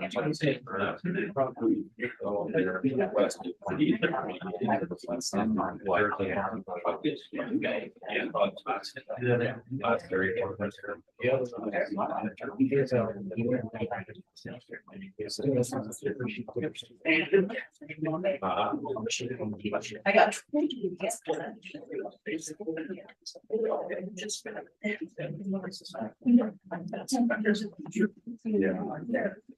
It's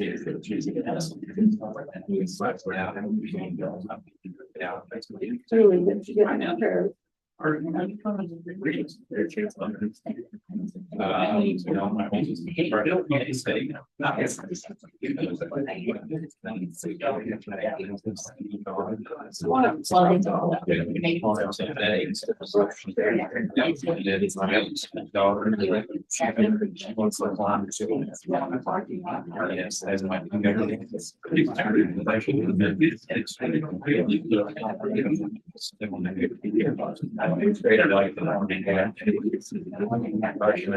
I don't think it takes a lot.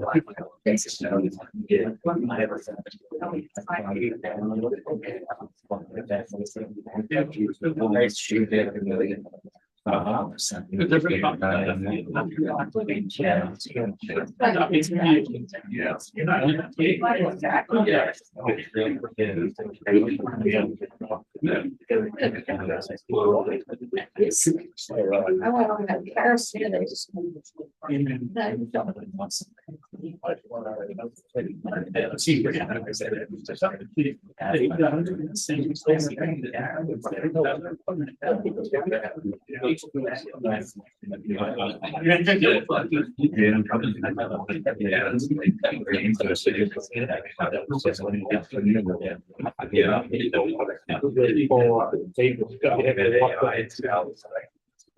It's a lot of.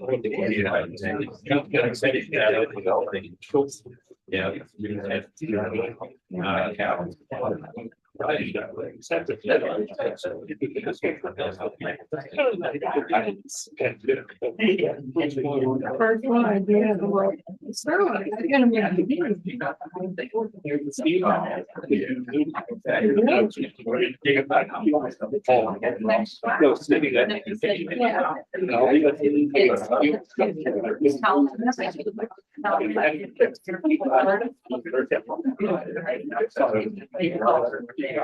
Oh, goodness. Yeah.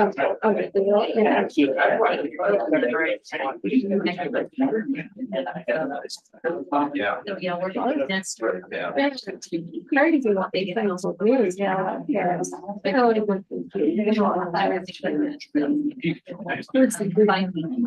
yeah.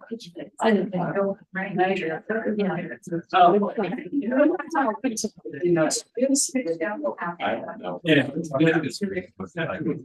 I guess the only thing I was out of mind for it, 2 more to go. Yeah, but that really, I've always wanted to put that really flag. Site. Yeah, I know. Yeah.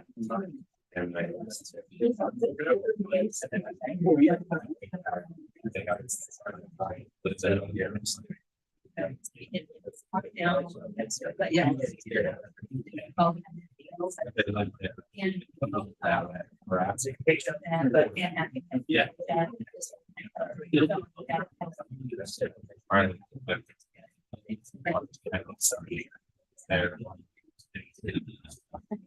Weird.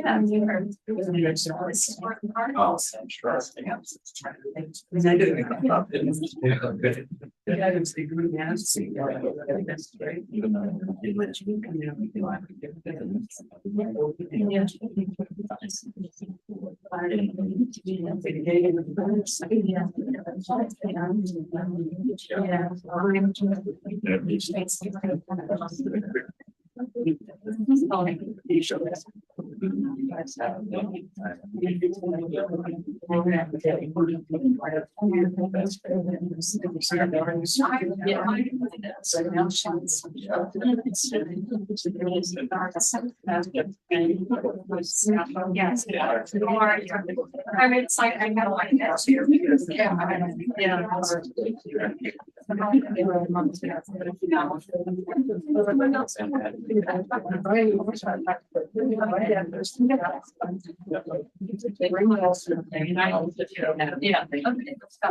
I did.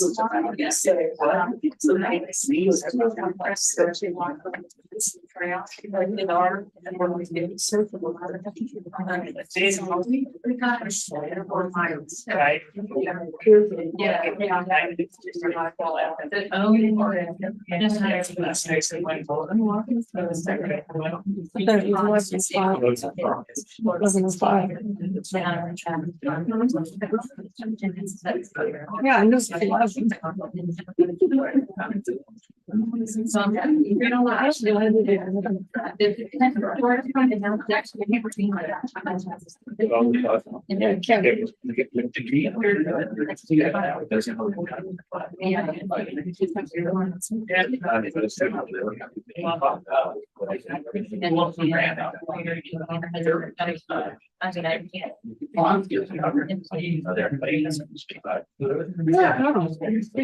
Yeah, I know.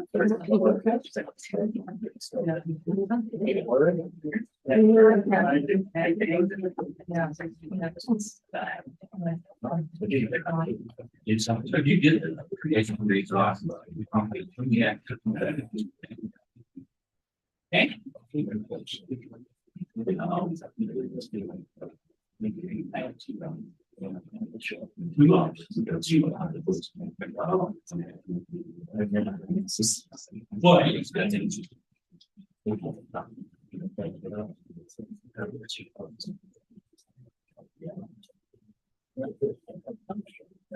He's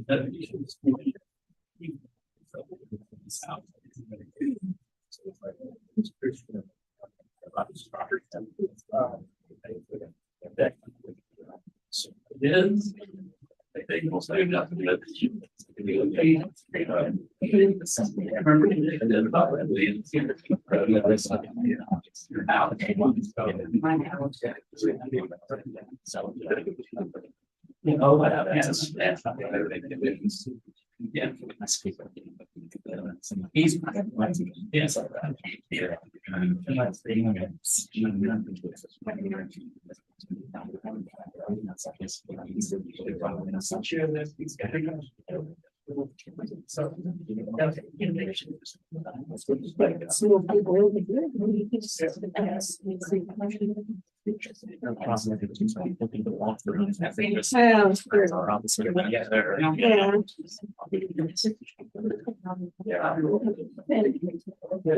Yeah, just those 5 days.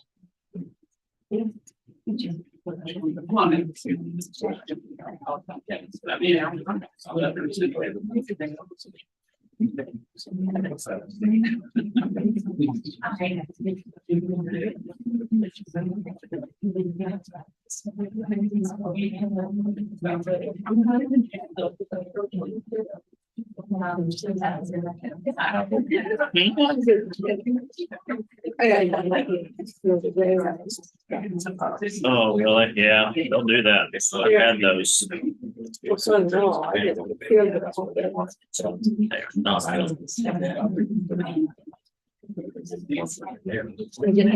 Well.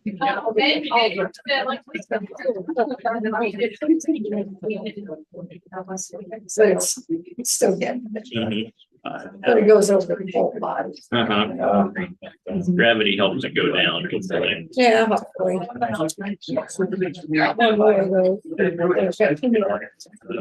This one, it's not one of that. I don't know. It's trying to stay.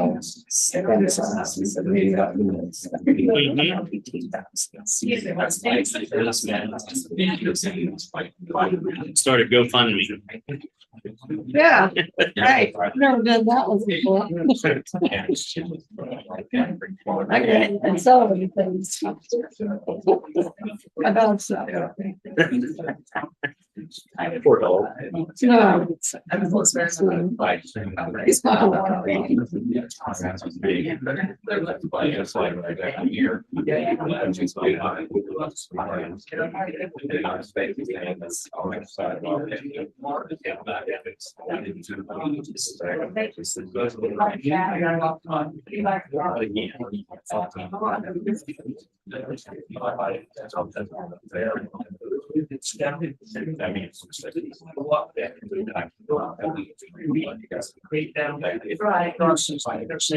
Yeah.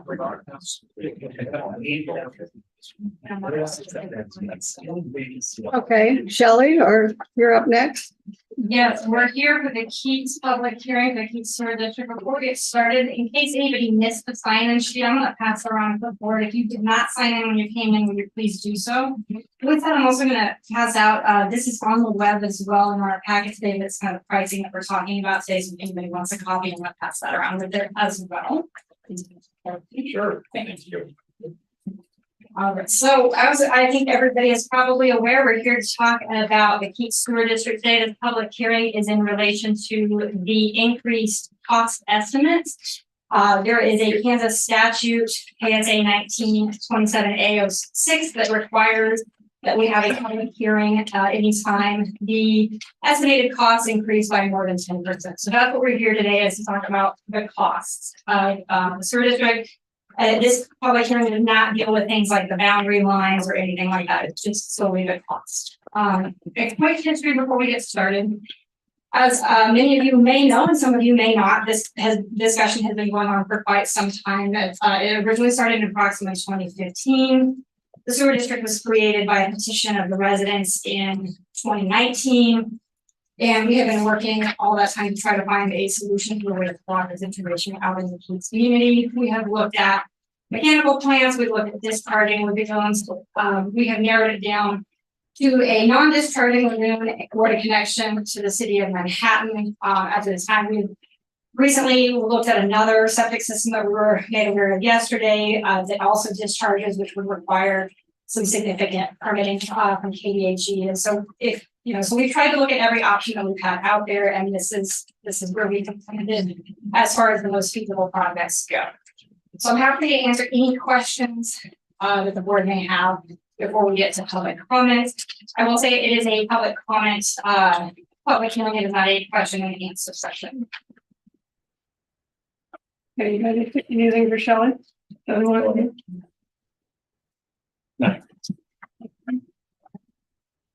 Okay, next item on our agenda is to have the public meeting, which will open the public meeting. To make the best possible use of time scheduled for the hearing today, it's important that you understand the following rules will be followed. It is important because we've extended our time until 12 o'clock noon to get through this public hearing. And the only issue for decision by the board today is whether or not the Keats Sewer District project is feasible, since its costs have increased by 10%. No other issues about the project are before this board during today's meeting. To speak to the board today, you must first be recognized by me, the chairwoman. Once you're recognized, please go up to the podium, state your name and address. And please tell us whether you live in the Keats Sewer District or own real property in the Keats Sewer District. So we have an idea of who actually is in the district. Each speaker at the podium will be entitled to 3 minutes to give your input on whether the Keats Sewer District project is feasible or not, now that its costs have increased more than 10%. To give as many people as possible the chance to speak today, please try not to repeat statements that have already been made by previous speakers. If you have come with a group of friends with a common opinion, please designate one of your group to step up to the podium and speak for your group if possible. Your 3 minutes at the podium will be timed, so please wrap up your marks if you are told your 3 minutes are up. We have Clancy Holman is our timekeeper, and he will let you know. And when you go to the podium, please be sure you speak into the microphone so everyone can hear. Sometimes you have to pull it down towards your mouth. So please keep that in mind. So who wants to speak first? Okay. Oh, wait a minute. There's two of you. There's one behind you. One behind. She just said I could go if I want. So. Oh, It's always ladies first. there.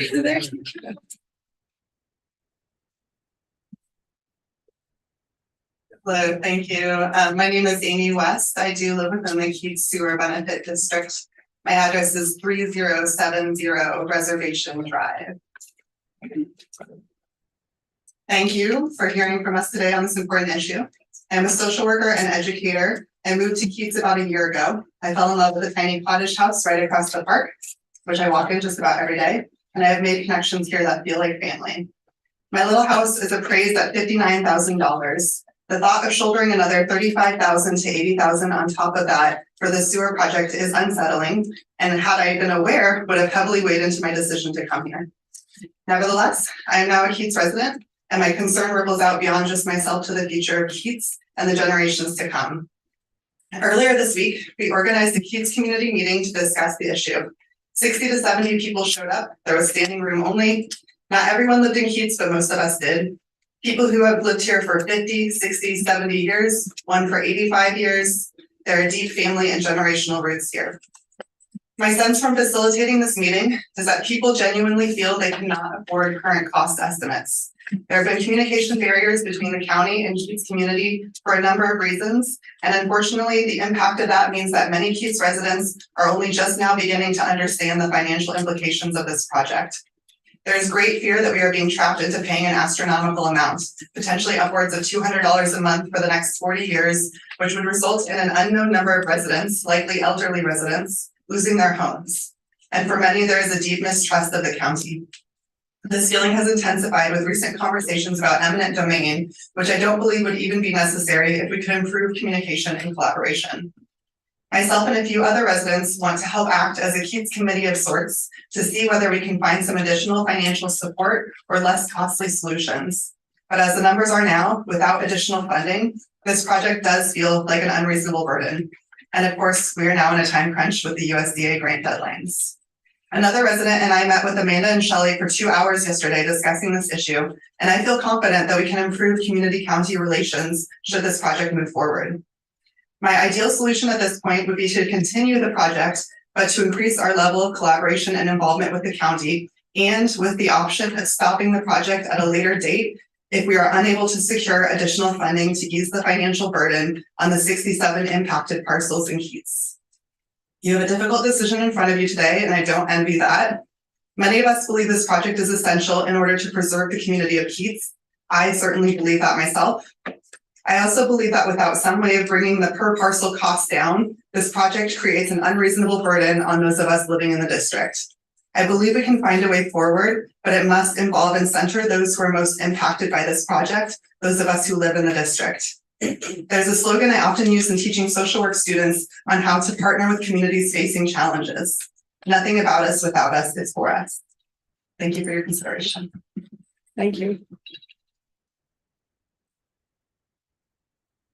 Next speaker. Okay. And I'd like to forego my comments because she pretty well made them. Okay.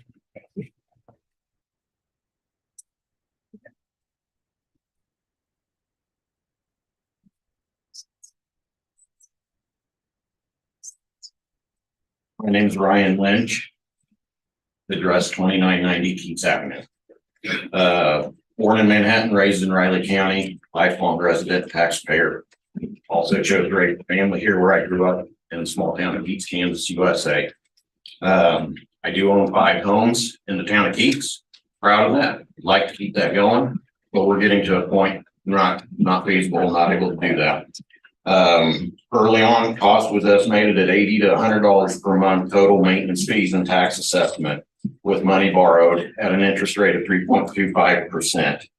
Then we went to 125 to 135 a month total in And then in 2021, we go to 110 a month just in users fees, not including tax assessment.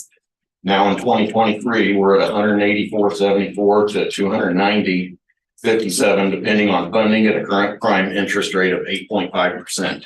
Does not seem feasible to be borrowing and funding a project with the interest rates where they are today. Neighboring towns like Randolph, they pay roughly $65 a month, which includes water, sewer, and trash.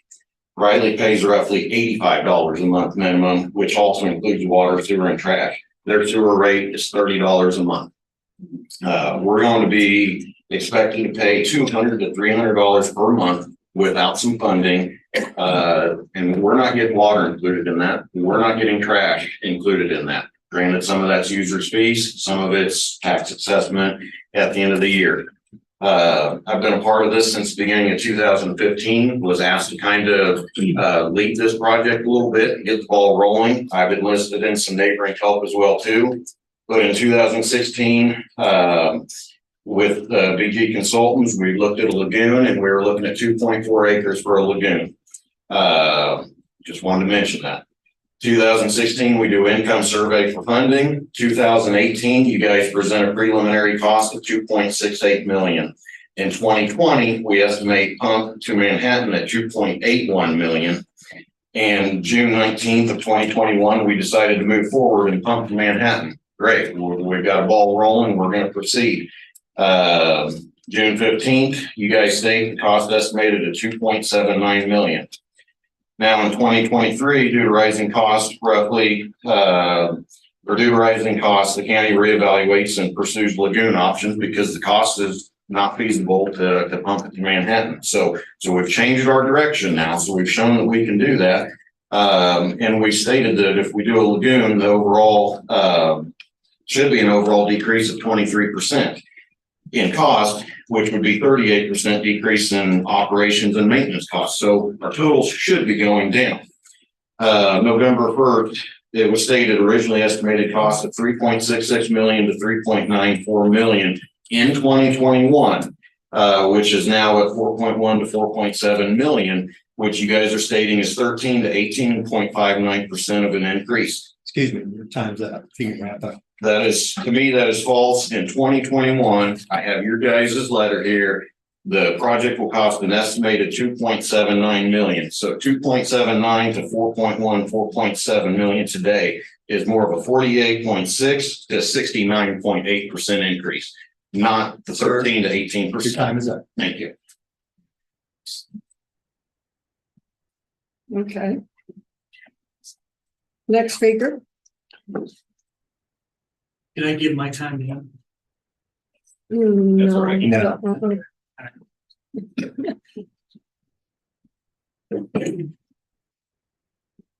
Mark Cox out of the 3200 Keats Avenue. And I just want to speak up for my next door neighbor. If he will have to move because he can't afford this. Plus, it'll be a big burden on myself because I have another lot that I use, I keep mowed and I pay my taxes on.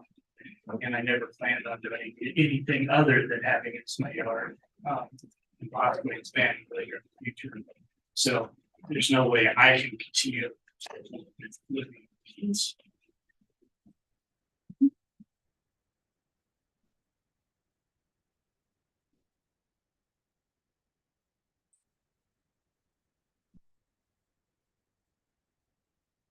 Good morning. My name is Susan Bozarth. I live in Keats at 2955 Keats Avenue.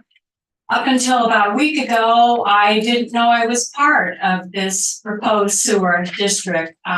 When we first moved to Keats, close to 3 years ago, and we attended the first meeting at that point, it was told to us that we were not part of it because we live on a 10-acre parcel.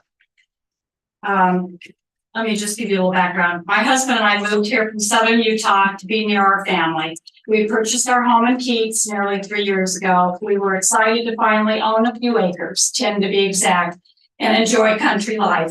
At the first planning meeting to the place after we became residents, we were told that we were excluded from the sewer project because of the size of our property. A week ago, we discovered that we were misinformed. A corner of our property is scheduled for a sewer hookup, even though it is farmed land.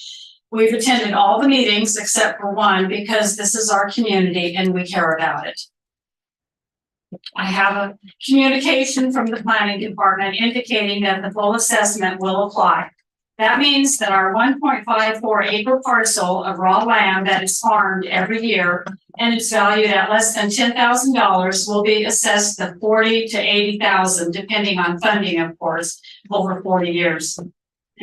We find this to not only be unacceptable, but outrageous. We love where we live, are active in our community, and have made many good friends here. Our hearts are heavy because of the sewer situation that our neighbors are faced with. But we do not feel that this proposed plan is the solution because of the excessive cost to the residents. And from what I can see, this leaves an incredible burden for those that inherit our properties. Thank you very much for your time and consideration.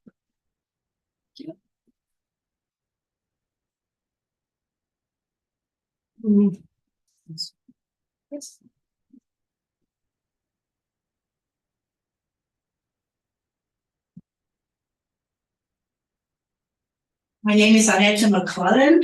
My mother owned the 7203 Leaf Drive corner. She passed away September 23rd. I took care of her for 7 years, and now I inherited a house that sits on 0.71 acres that I cannot do anything with, because when Mom bought it, there was no stipulations on the size of the sewage. Now, how much land you have. Now I have no clue what to do. Can it be sold? Can it not be sold? There's no money. I know my mother was a Social Security. My dad worked for the military and he died with COPD. So now we are in a situation that's sitting in a nice house on a nice land that you can't do anything with because there is sewer issues. I, as a German, have a hard time understanding why this is difficult. Why can't you have sewage? You know, what is with the land? Can't you get grandfathered in? So the finances are extremely large. So I just want to bring that to attention. Thank you. Okay, let's see, I believe the lady in the back was first.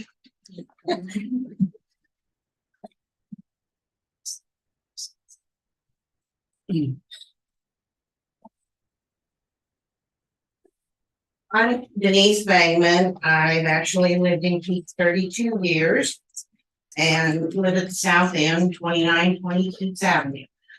I sent an email early this morning to, I guess, the three commissioners, and it's okay, I'd like to read that because I'm sure you haven't really had time to read it. Now, we want to state that we, my husband and I, do not wish to continue with this project.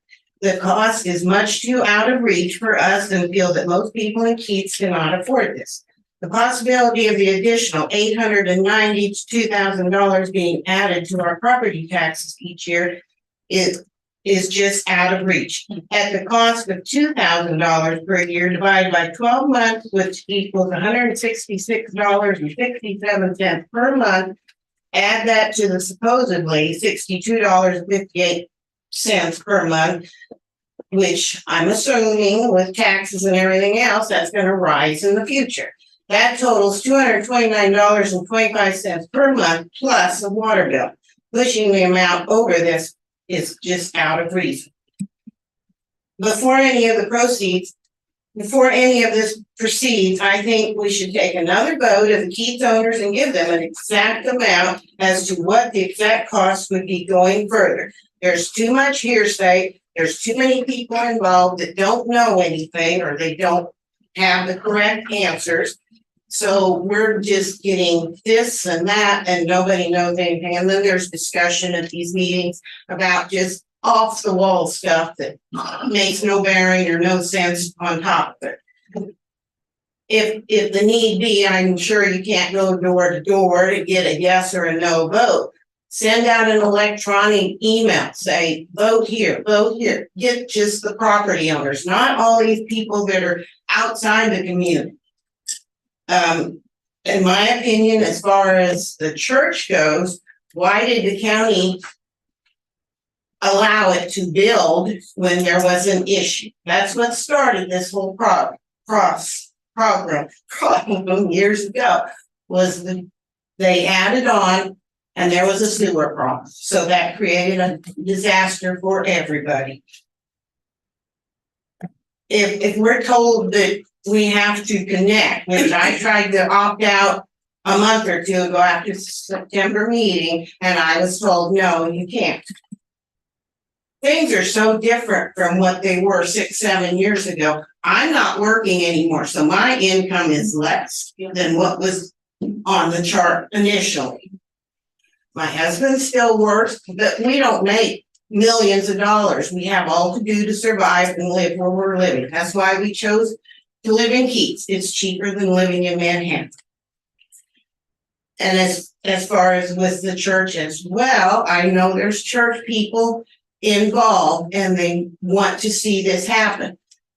There's one hookup for the church. You can divide that amongst all the congregation and the monies that come into the church. The homeowner doesn't have those people. It's one person. I think it needs to be disbanded and looked at other options within the community in the future. Okay. Who's next? Sarah, I think you were.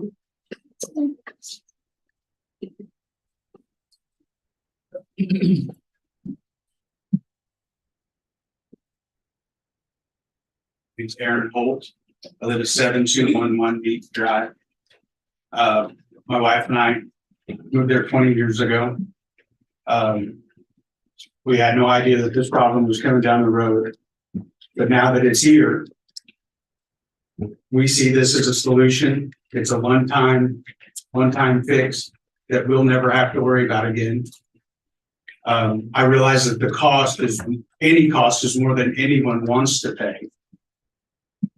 But a solution has to be made. It allows us to keep our home as an asset, not just a thing that we rented from the bank and pay taxes on to the county. It allows my wife to sell our home later on when I'm gone and she can do whatever she wants with it. That was always our plan for it. And if this doesn't happen, that plan's no good. That plan's no good for anybody because it makes everybody's home worse. Thank you. Thank you. Okay.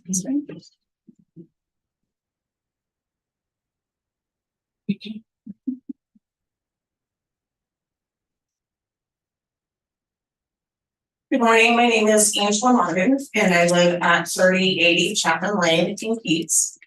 I have the privilege of working at the county public school that serves the Keats area, Riley, Randolph, all of those areas. We do have every year, and especially this year, we have families in the Keats area and other areas that cannot afford to pay their students' lunch bills. We are in November and we have families that are already in the red. We have my neighbors that live the closest to me.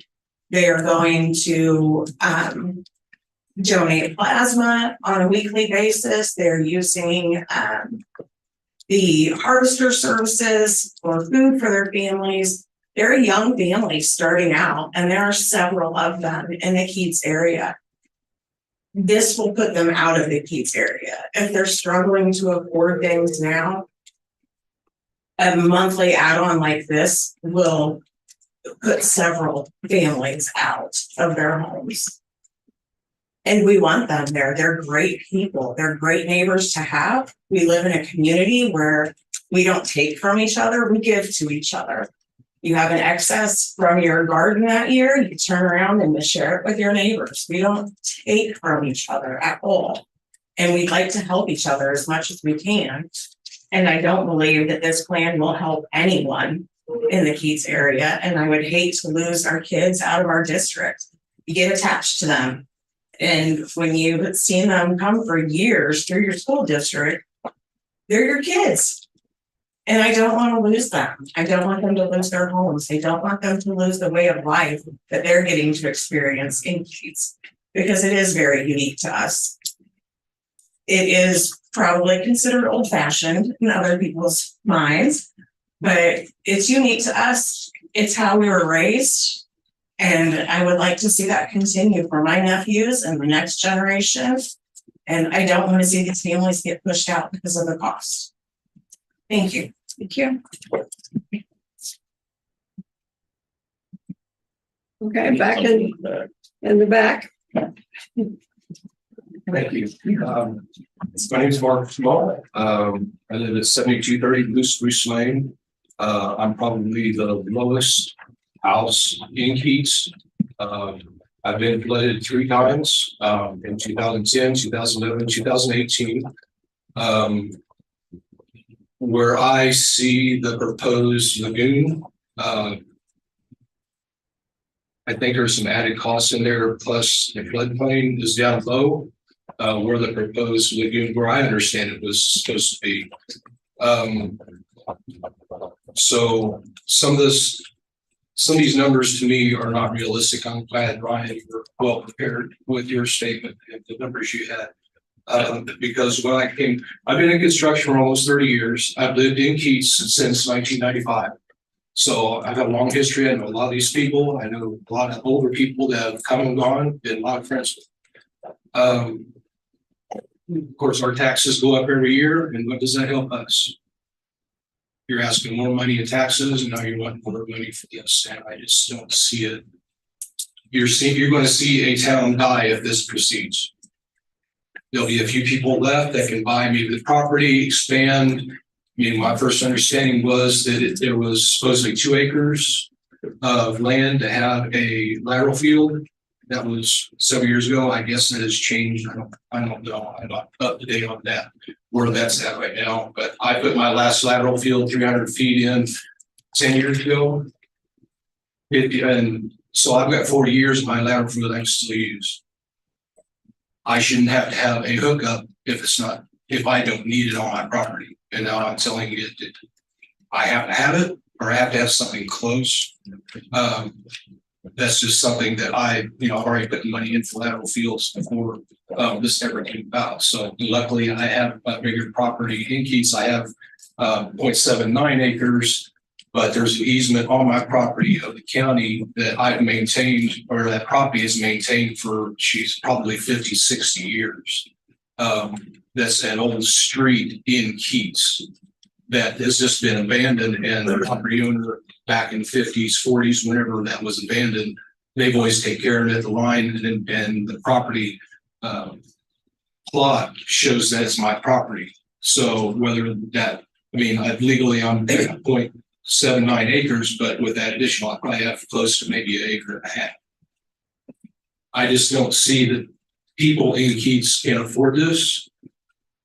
I might be, but it would sure be pushing my limits. It'll force a lot of people to move out of the county, move to Pot County. If you're going to lose taxes, you're going to lose a lot of things if you lose the county Keats. Thank you for your time.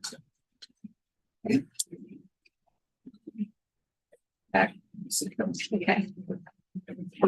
Sorry. Hi, thank you. My name is Trey Bryant. I'm at 3096 Reservation Drive. My wife Ann and I just moved in approximately, just 2 months ago. We were not made aware of the issue with multiple plots of land resulting in multiple hookups. And so when I went to the meeting Monday, I was basically confronted with the catch-22 of risk my sewer system failing, or pay basically the entire cost of my mortgage twice over the next 40 years. And I don't think that is a rational choice for anyone. Especially, we're almost to 2024, and this is an issue that seems to have been an issue for some period of time. And I think we also are kind of not addressing the short-term impacts of how long this project may take. So in addition to the cost that everyone has talked about today and how it's gone up since the start of this project by something like 60%, there's also the risk that tomorrow any one of our systems fails. And so there's been discussions today about, well, if this doesn't go through, we lose the house. But that's the problem for most of us here today, is if this does go through, we lose our house. It's damned if you do, damned if you don't. And ultimately, I think that the conversation on Monday was largely, it's just not affordable. And I would ask this commission to try and locate a more cost-effective solution to this problem. I mean, frankly, especially having, from my perspective, my house has one bathroom. I have one house, one bathroom. And somehow we're going to be paying for multiple hookups to that one house in the event that theoretically someone could in the future put a house on the adjoining property. All of that against the backdrop of the park, which is a beautiful park. It's one of the best parks in the area, frankly. And part of the reason that my wife and I love this house, none of that needs a hookup, apparently. And so it's this ironic situation where low to medium income individuals are being asked to pay a substantial thing without any knowledge of the grant that will ultimately come. And so I think unless we can have a understanding of what that number will be, none of us can really make an informed choice. And without being able to make an informed choice, again, we're basically in a situation where on the one hand, we have a situation where, we literally have poop coming up from the ground. And on the other, we lose our houses to taxes. And I do want to address that first situation a little more with my remaining approximately 2 minutes there. I would note that this is, we have a socioeconomic disaster forming, and we have a health disaster forming. This is not a case where we can simply wait and see what happens, because unfortunately, when the septic tanks fail, it's not going to be isolated to Keats. And Manhattan, Kansas is technically 30 seconds from Keats. I mean, as soon as you pass the border, we're into Manhattan, Kansas. And we even have a Manhattan address. I understand, all of that, but it's not going to stay in place. And so that farmland is going to become potentially blighted. The horse farms out there, potentially blighted. The large homes out there, potentially blighted. And that would be the case without action. But unfortunately, we would have a town with very few people able to maintain their residence with the other option. And so my position today, I want to be very clear about it, is I am definitely in favor of a sewer system. 100%. I think that that's a necessity at this point, unless we can get KDHE waivers for everyone. Which I would ask if this board could push it all, that would be very helpful, because the state's not going to listen to individual citizens as much as they will a county board saying, look, this is an imminent problem. But we need to understand that cost, and we need to be able to be in a place where the residents of Keats can say, look, we can't afford this. Like, it may be difficult. That's different than what I think most people are saying today. Most people are saying today, I cannot afford this. I will lose my house, as sort of a definitive statement. And so I think that there may also be some legal challenges to that, if that were ultimately the route that you elected to go today, because everyone's saying, look, we can't afford this, and this is going to result in us losing our house. And then we've already paid thousands of dollars into it before we lose the house, if we are able to pay, even in the short term. And so ultimately, I think that this would result in everyone losing substantially more money, and we would ask you to reconsider this particular approach. Thank you.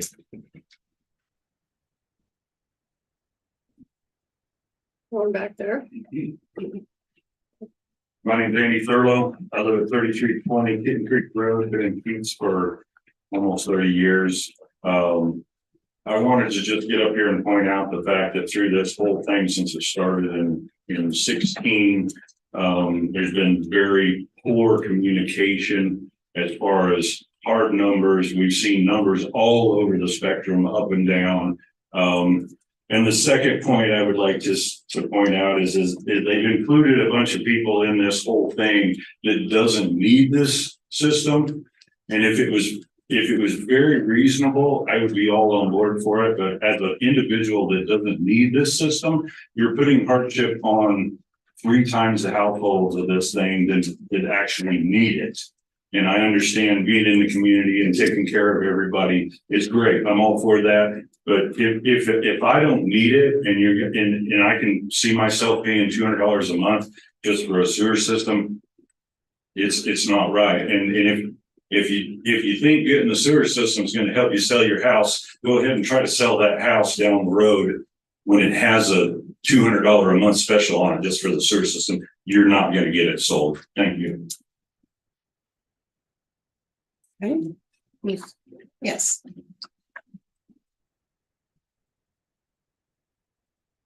I'm Rebecca Mosier, and I live in, I have property next to Keats, and I live up by the City Church. And I would like to question the board as to if you've really checked into small lot septic systems. They are used on the East Coast, which I'm sure their regulations are much stricter than ours. And the cost would be, I'm going to briefly, $7,000 per house, it's an aeration system, which is told by the company that the water is drinkable after it goes through this process. So it could be used to irrigate the yard. It could be put back into Wildcat Creek. The cost would be 65 people times 7,000 is $455,000, which is considerably lower than 3 million. And there's more detail, but I would recommend you check this out before you commit to this plan, because it would only be about $75 a month for the people to maintain the company checks the aeration system regularly. And it would cost $75 a month versus $200 or whatever they're talking about. And the water would be not contaminated. They guarantee that it is perfectly clean and it could be used for irrigation. You could drink it according to this company. So be sure you check out every option before you commit to this lagoon that is going to harm these people. If you want more information, feel free to call. My husband found it on the internet. He talked to the company directly. You need to do a little more homework. Thank you.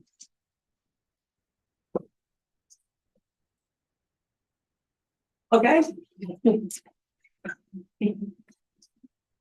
Good morning. I am Carmen Furlow, and I live at 3320 Kidden Creek Road. My points are really quick. I would like to make some recommendations to you to restart the idea of a new income survey. I think things have changed since 2016 drastically, and that's something that you definitely need to consider it. Another thing that I would recommend is that you do an assessment of the need for these. Which households, obviously the downtown Keats needs it, but other households that have been added to this in order to make the 51% of the households that would need this. This goes back history. See me later if you want more info. If you do that assessment, you might end up with the result of realizing that maybe the cost will be lower. Maybe we don't have to go so big. And maybe it doesn't involve that many houses, and maybe it will be more affordable to those that really need it. That's what I need to thank you.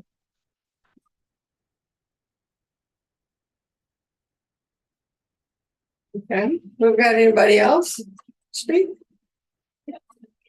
Okay.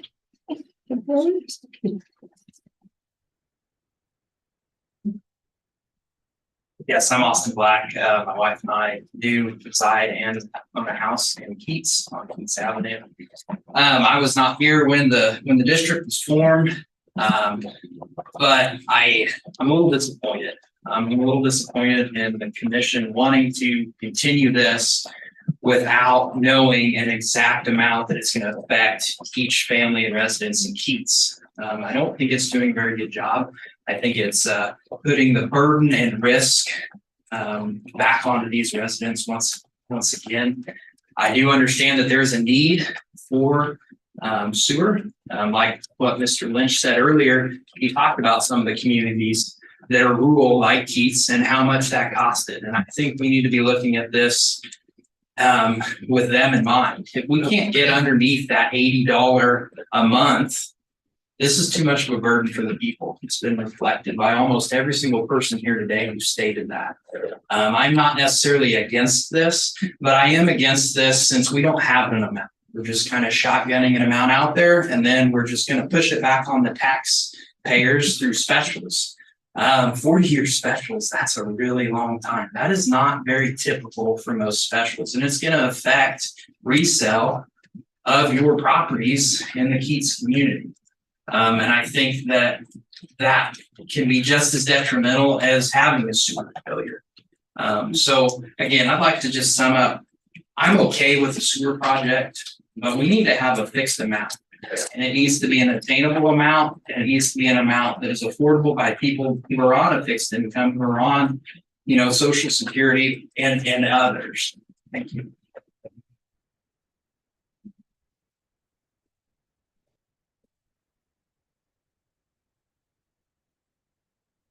Okay.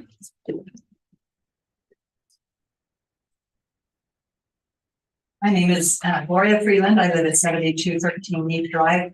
And I, for one, would like to thank the commission for the work that you've done.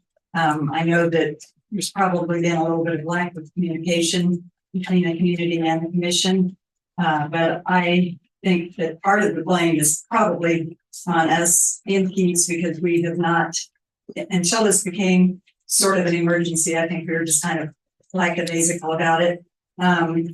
I think I would like to see the Keats Sewer District continue, but I know that there are a lot of concerns in terms of money, and perhaps if you could look at other grants besides the USDA grant. I know that Representative Bloom said that there's some money out there in terms of COVID money still. So I'd like the sewer district to continue, but maybe just, and there were some people at the meeting the other night who said they'd be willing to be on a committee to work with the commission. And I'd like those people, to step forward if that's possible. Thank you. Thank you.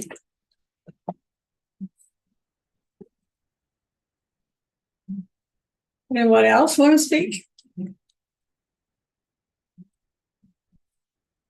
One in the back over there.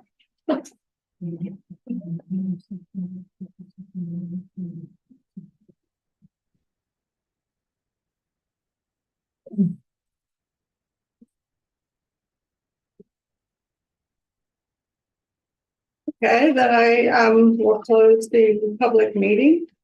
And we have a discussion if you like today or commission. Yes. No, I am here to answer any questions that I can answer that you might have. Yeah, I'll start with, we talk a little bit about small systems or potentially going property to property. I mean, what are the complications on that? So we have looked into some small systems, and we have not found any that would be workable that are approved by KDHE. There are lots of different systems across the globe, not everything has been approved by KDHE. So we have not found any singular small systems that would be workable for the Keats properties at this time. We just looked at a new, we were made aware of one last night in a meeting that somebody spoke about. We looked into that this morning, and I talked with Brian, the consultants, about it as well. And this also does not look like it would be feasible, but we are looking at whatever alternatives we can. As you may be aware, they've looked at mechanical plants, they started with that, and that's why I think there's been a lot of numbers out there. They've looked at a lot of different options, and we've narrowed it down to these two that we know that we can get permitted in KDHE. ADHE aware of the significance of the situation here? I have not been involved with conversations. Brian, did you want to, so Brian from BG Consultants is there as well, and I think it kind of. Yeah, please. Some questions, so I'm gonna have him come as well. And so they do a lot of the communication. I just have a hard time believing that this is a one size fits all scenario and there's just absolutely no other options that we can try to work towards or get to. So first of all, TDHE is not. State your name, Oh, please. I'm sorry, Brian Foster with BG Consultants. Kind of just a real brief history on me. I became involved in this project a few years ago. We had another project engineer work on this project, started it in 2015. He has since retired or moved on from BG. So that's kind of when I took it over. But to kind of address your question about the small systems, first, I just want to make clear that right now, TDHE does not permit the systems in Keats right now. Okay, it's permitted through the county. So all your septic systems are permitted through the county. So KDHE starts permitting when we start combining those systems and have a common system.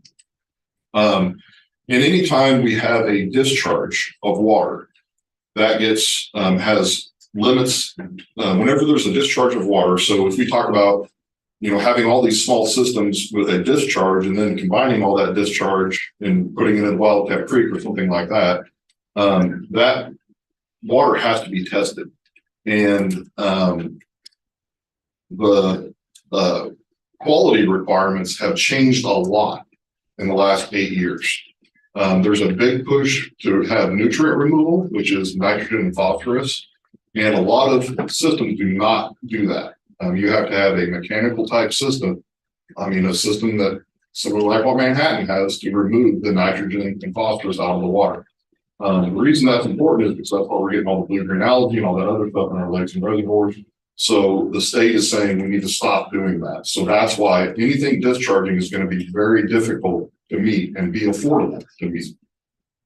So did that answer your question, Commissioner? Close enough, yes. Okay. Thank you. If I need to expand on a different part of it, I can. Well, we're talking about options here and what's good and what's not. And, it seems like more of what's not than what's good, but there's got to be rationale behind it.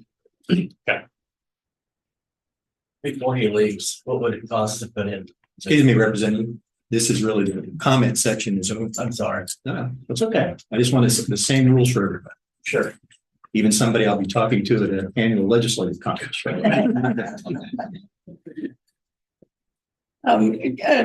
Could you address, I addressed the figures that we have here. We have option 2, option 1, the increase in costs and how they may change. We can't one of the residents talked about a fixed amount they want to know about. How is that even possible at this point? So these are estimates. We haven't started the project. We would not have final numbers on any project until a project is complete. And so we do the best we can to get as close as we can, and that's why we work with AG consultants to do that. And so when you look at option 1 and option 2 on here, that's the option 1 is the connection in Manhattan. Option 2 is your lagoon. Each one of those options has 2 columns. One is with no grant funding from USDA, one with 45% because of kind of the range that you can look at. We won't know what we get from USDA until we have a project that we can submit to them that has a location that has what it is that we're wanting to do. We've got our application into USDA because, as somebody alluded to earlier, there's timelines that we have to meet for that. And so we're working towards that now, but we won't know what, if any, grants that they award until they have the project details from us. So that's why you have kind of that range. That's why you have multiple options here for the job. And that's why we don't have an exact figure. And timelines, you want to talk a little bit about the timelines, the current time crunch that we're in at this point? So our timelines right now are really associated with the USDA application and the current income survey that we have. Right now, we have a favorable income survey that kind of allows us to apply for the maximum amount of grant that USDA will allow. Redoing an income survey, we can only hope that our results are just as good if we redid the income survey. We redid the income survey and the results, were not as favorable. We could, not be as, we would not be as eligible for as much grant as we currently are now. That income survey, because of the 2020 census, is, basically that income survey becomes no good and we have to use the 2020 census data, which we don't have yet. I don't believe we have any copies of that to see what it is, but we would have to use that data. And since Keats is kind of its own little area, the US Census data doesn't get a lot of great information from Keats. That's why we had to do the income survey originally, to get a accurate representation of what the incomes are in Keats. So that runs out at the end of the year. So we have to make our application. I don't remember the deadlines off the top of my head, but we have to make our application soon. And then we have to identify a project. We have to get that project started and funds allocated by, I think, June of 2024. We've actually already made the application. And so the projects have to be, they allocate the funds in June. We have to have the project in earlier than that. So we're looking at roughly February, I believe, so that having the project details in, which is why we're working as hard as we are right now. Because February will be here very, very soon, and this is a big project. There's lots of things that have to happen for them to allocate funding. We have to go through an environmental review process and all that other stuff. And soil testing and all sorts of things.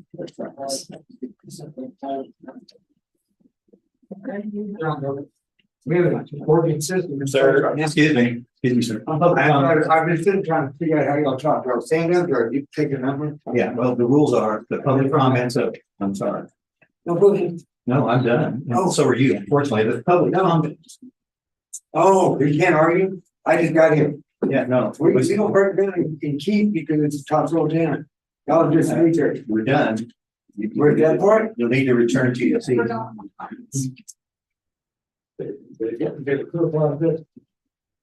Sure. Okay. I'll tell you about it after the meeting.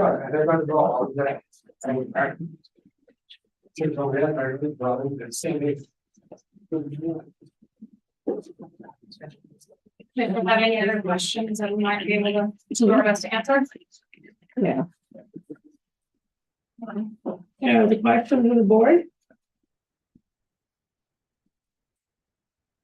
You have any other comments, Brian or Kelly? Do you have anything else to add?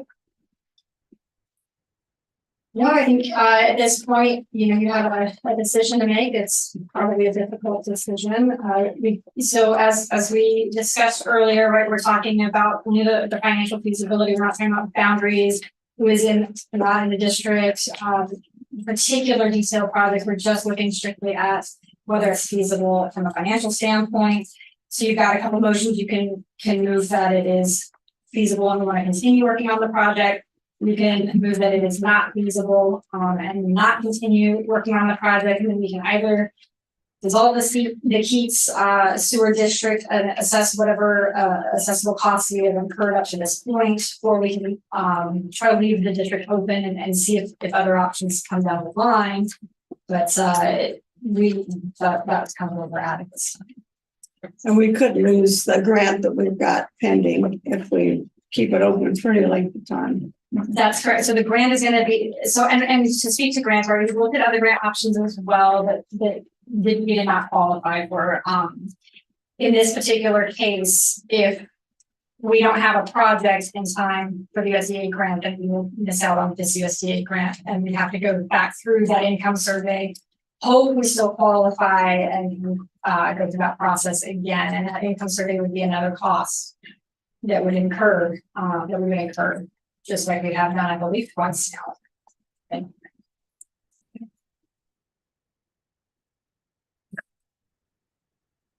Yes. I talked about some other potential financing sources. Sure.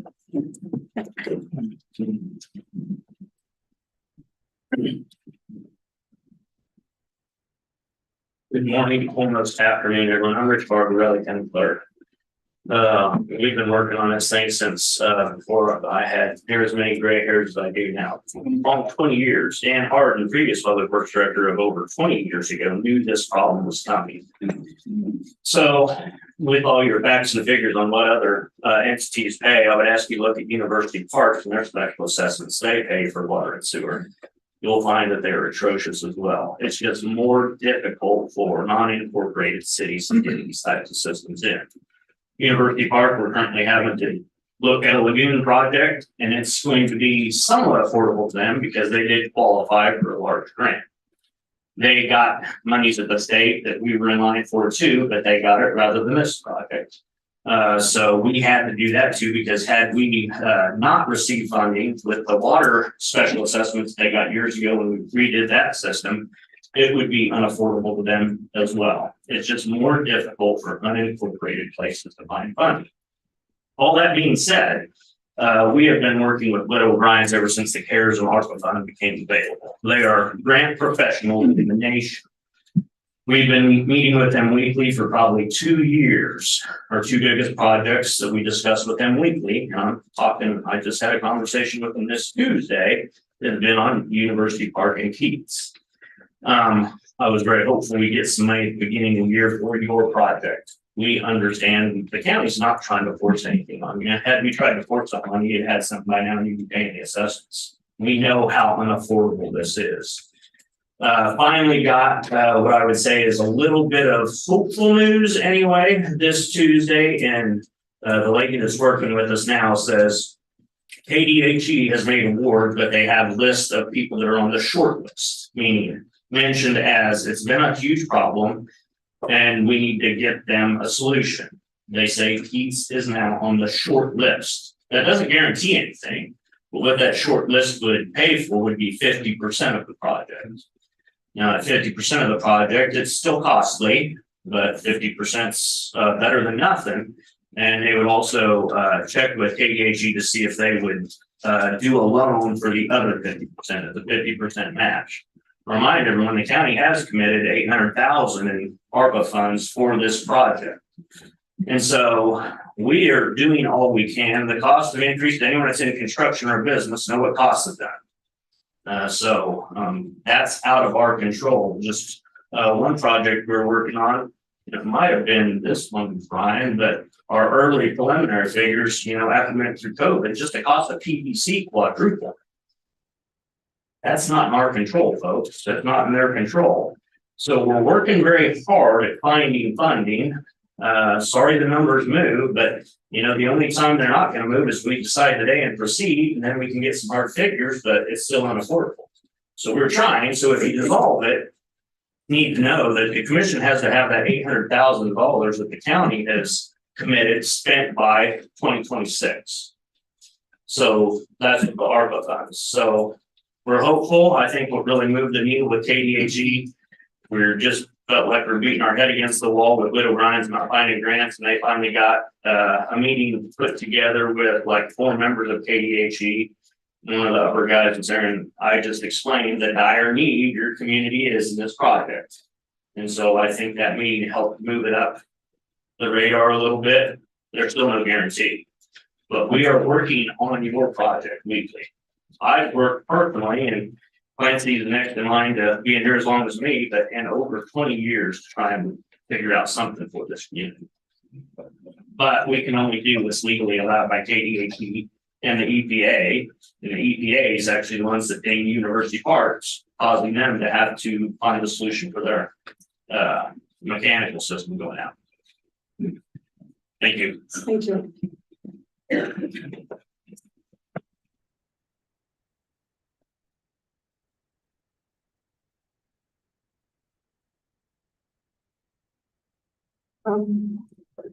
It's been tough, and we're going to be looking for more money.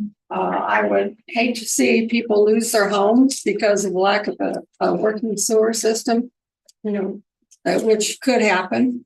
And I've used the analogy before, it's kind of like a slow disaster coming. It's like looking at a tornado coming, going out in the yard and seeing it coming, and then all of a sudden there it is, and you've got to deal with it. You got to run to the shelter, and that's kind of where we are right now.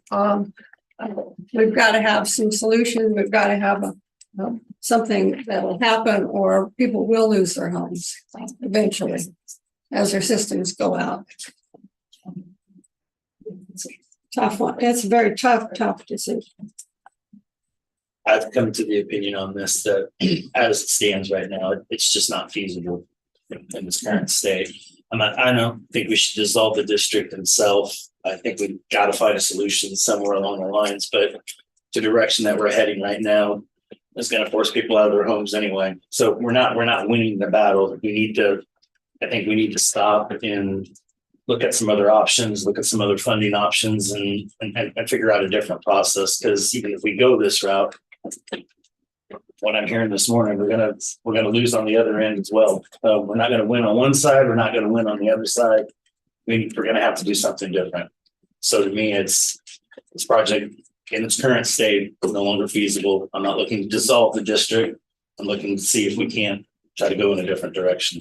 What direction would that be? We'd lose the USDA grant 50%. What direction do you propose? We're on the short list on KDHE. We are. That's hopeful. It's good news. Well, and that's what I think. But I mentioned earlier that, to be honest with you, I thought because so much time has passed and COVID's done what it's done, and people have moved in, people have moved out, that it's probably time to redo the income survey to start with to see where we're at now, not from 3 years ago, because things have changed so drastically, including costs. We don't know where we're at. We got to take a different approach to this. We've been at this for 8 years and we have absolutely nothing to show for it. Nothing. Conversation exists right now where, like I said, one side we're going to lose people, the other side we're going to lose people. We got to do something different. I don't have that specific answer, but I know if we go down this path, it's going to be the same thing. Well, I know people talk about the cost side of it and saying we can't get exact numbers. We can't, because we don't know what the grants are going to be. We don't know what construction costs are until we actually go off the bid. The engineers looked at several projects to price up, and everyone knows, as we've known on some other projects, we've got construction costs are just crazy the last couple of years. If we pull the plug now, then we're starting over. I don't see the benefit in that. I think my thoughts are continue at least for, I suppose, the next 6 months to see whether we get grants. If we stop now, we don't get any, we're starting over. Keep it going for 6 months to find out and see what the costs are and see what the grants are. And if we can't get grants, then it does, it does need to stop, and we can stop it at that point. At this point, to keep it, I think we need to continue until we get better numbers. And we won't have construction numbers until we're in bids, and we can't wait till then to dissolve it because there'll be too much invested in the cost of everything. One of the things someone brought up is cost in Riley and Randolph. Both of those added lagoons to existing systems. That's a lot different. The sewers were already in town and hooked up to houses. It was only the price for lagoons. This end is price for lagoons, but also running sewer lines up and down all through town and hooking houses. And I don't know what the percentage costs are on that, but I'm sure that's about half. About half of it. Okay. I don't know. And that's why, and as he mentioned, incorporated cities have access to other grants too. And that's why theirs are more affordable, more cheap, because there's different things available, but also they're adding a lagoon, not starting from scratch, which I guess doubles the cost. Yeah, I'd like to see us continue it and see where we are, because we could pull the plug sometime at some point. That's what my thoughts are. Yeah. Wait, Well, in the 6 months to see 3 months down the road, 6 months down the road. And what's that I need to know that process. So you made an application to USDA. You're not going to find out till Congress does their thing in setting a budget. Which means it's going to be more than 6 months. Okay. But once they provide you with that grant ratio, you have a time period I don't remember exactly what it is, but they'll basically issue you a letter of commitment and letter of conditions, and you either accept that letter of conditions or not at that point. I think that's the process where Yeah. Austin has come in the past from USDA and read that long Yes. letter of conditions. Yes, and that will set your interest rate and that will set your grant percentage. And you can accept or decline it then. But you will have to spend some money to get to that point with environmental reviews and some other stuff, and not a significant amount compared to the overall $4 million. Well, that sounds reasonable. Yeah, I mean, I think that's my thoughts is keep going to it, get at least some grant numbers and find out this other one that what O'Brien has found. You know, and I know there's been a lot of work involved in trying to find grants. We've had people digging through everything possible trying to find stuff. It hasn't, and I've been here since 15, obviously, so I don't know what was going on. In my understanding, at one point there wasn't good communication, but we heard that earlier in the year. And I think there's been a good effort because I know there's been several meetings out there and meeting with people and trying to get word out and try to get better communications. That may have been a problem in the past, but from my understanding, we've worked a lot better to try to improve that and keep going on that. So my thoughts were for at this point is continue it until we get, and I guess you said when they send out that letter, is there I assume there's 30 days to accept or reject it, or do you know? I don't remember off the top of my head. But yeah, I assume it's not a day. It's tell us today or you're gone. I assume they give us a little bit. Yeah, It's a little time to consider. Yeah, typically they give you the letter so you can review it, and then they'll come to a meeting and present it at a meeting, and then you guys can vote on it.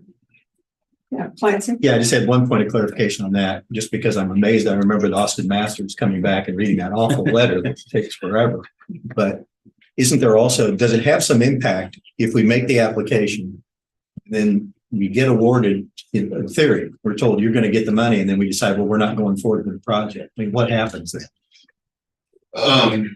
So at that point, if you decline whatever funding they offer you, then that money was already allocated to the state of Kansas, and then the state of the USDA is broken into each state, and then that money has to go back into the national funds. So Kansas loses out on that grant money, and then they would have to, if you applied again for it, then they'd have to use a new year state allocation to get that grant. It's when anytime if they commit the funds and you decline it, I think it's at that point.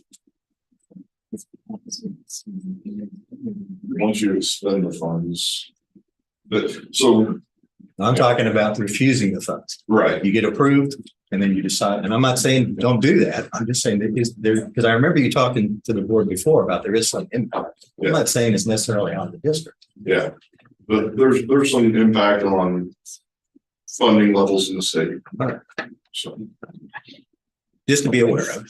Yeah, and then when we do find out about the grant, that'd be at that time. Then we you have turned because you haven't made final wrong. You just made some estimates right now. Then we'd have to start the final, or you'd have to start the final design process. Right. So right now we made an application. We really need to solidify our project between now and when we in June 2024. We need to solidify our project, have enough time to do an environmental review on that project. We need to pick a location so that they can do an environmental review on that location so they can approve the use of federal funds for this project. Right now, we kind of have a gray area of is the lagoon going here, lagoon going there, still maybe some discussion of connection to Manhattan. We really have to solidify that project by February-ish so that we have enough time to do all the environmental reviews so that we can get the funds committed by June before we hit a deadline with our income survey. After that is when after you know you're funding all that, that's when we would start on the final design of it. We'd go through 9 months to a year of design. That's my next question. About how long? Is just get approved this year. It's not gonna be built this year, right? Right. You take about a year to get it. Typically about a year to go through And then design, permitting, all that stuff, and then another year. probably a year of construction. That's what it's- We're gonna what the timeline. We're gonna know what's gonna happen right away.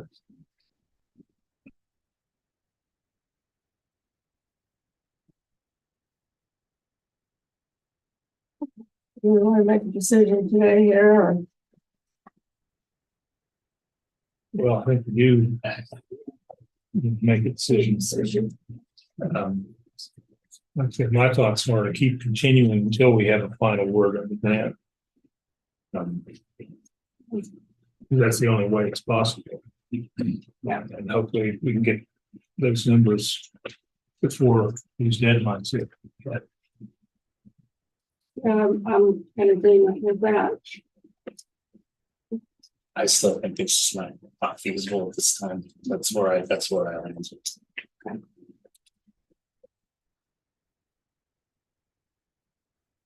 So do we need a motion on that or? Okay. If I'll move forward, finds the Keats sewer project is still feasible when taking the estimated costs into account.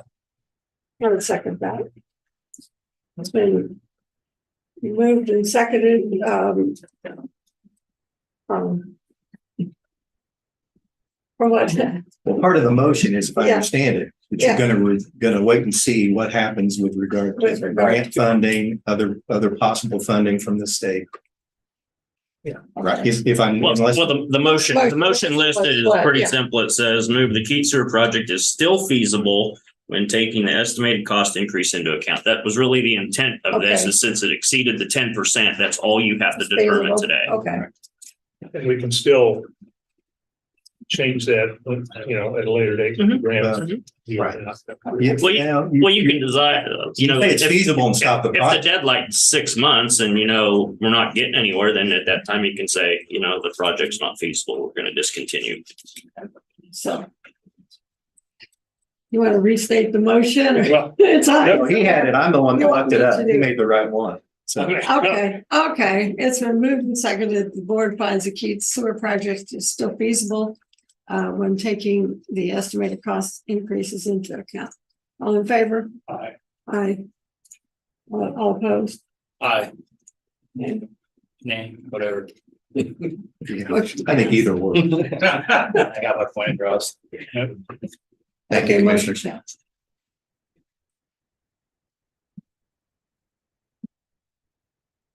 Thank you everyone for coming today. Yeah, thank you very much. I'm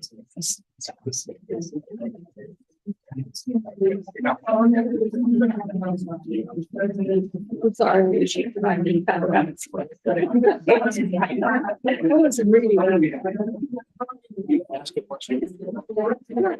What's going around?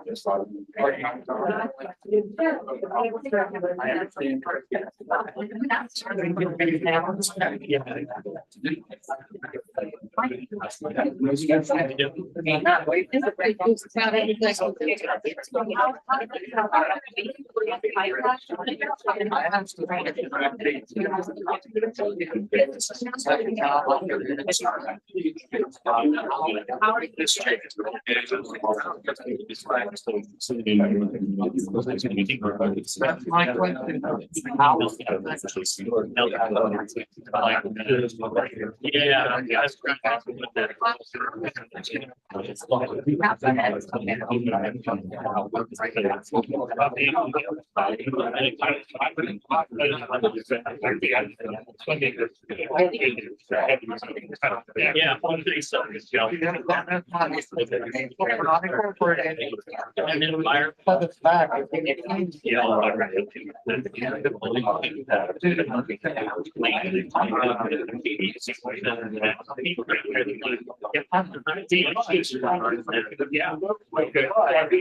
Okay. Anything out there. Oh, yeah. The thing is,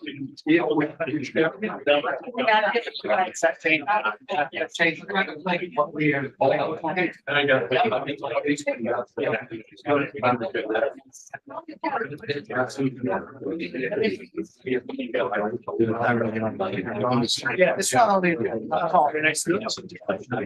I got your email. I asked this. It was about.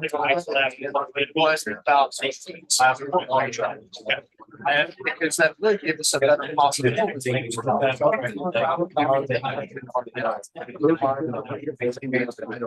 Or they. How long did it take?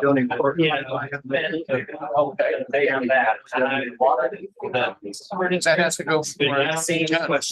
Yeah, it's a process. I know that. I tell you what that is, I'm not gonna get it.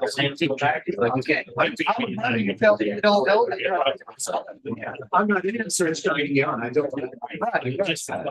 That's why, that's so, well, and you know, unless somebody, yes, I don't know who it was, but we'll find out. Thank you for letting us come and voice our opinions. Thank you.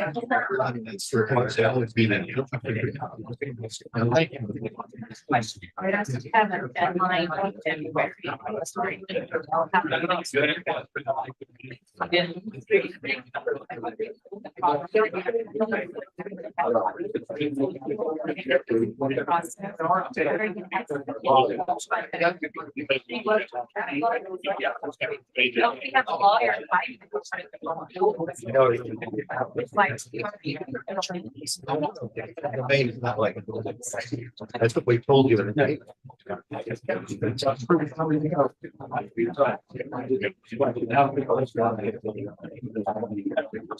Situation. Have you had a lot of grants that have been used?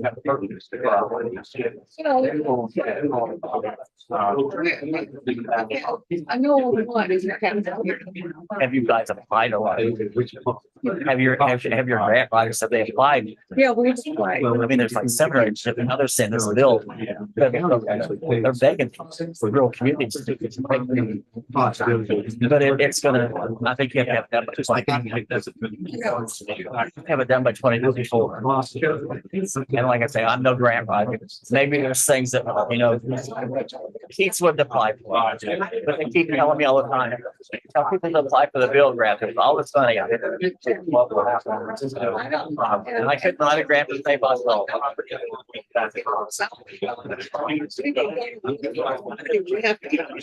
You can't just say, oh, I need some money for this and not. So that's. Oh, you're in a difficult position. I have no. I was sitting there and I was sitting there. I don't do anything at the capital takes about 10 years. To do anything important at the capital takes about 10 years. A lot of people that try to get these bills pushed through, they're gone. And they have to have somebody else to keep pushing. Right. Now, if the speaker likes it, it might go to the speaker that was every bill now you do. If he doesn't like it. We need to get together.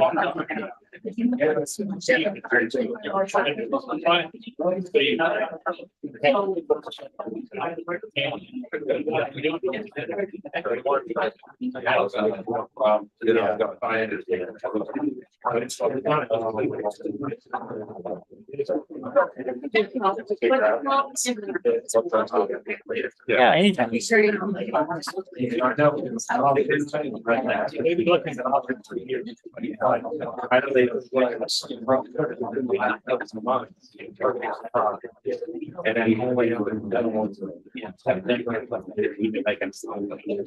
going way out to time.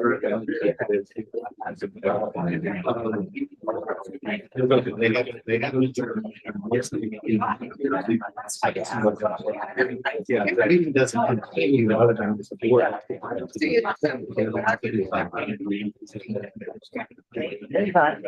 Yeah, right. That's what I would consider the journey.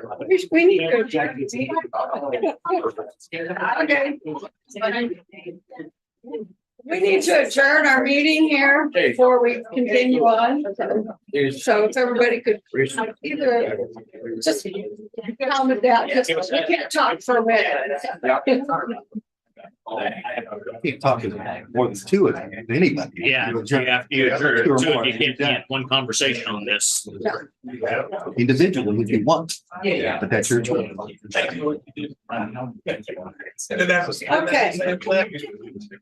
was gonna go the same with Yeah. You don't need everybody back in here. No, we don't. You've already gone past the time. And I mean, you're starting to get into negotiations. Yeah. Domain, and that's not the time to do it.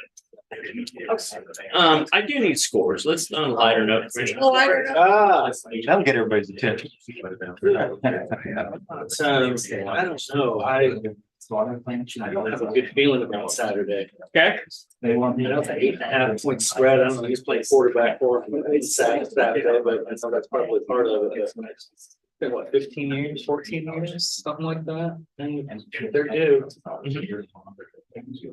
But I can't bring myself to do it, so. You say you're wearing purple, you know? Yeah. Yeah. I'm gonna go all the way around. I can't bring myself to pick against the cap on Saturday, but I'm gonna take the under for sure. I think it's gonna be a knockdown drag out. I'm gonna go 36-32 in K-State. Okay.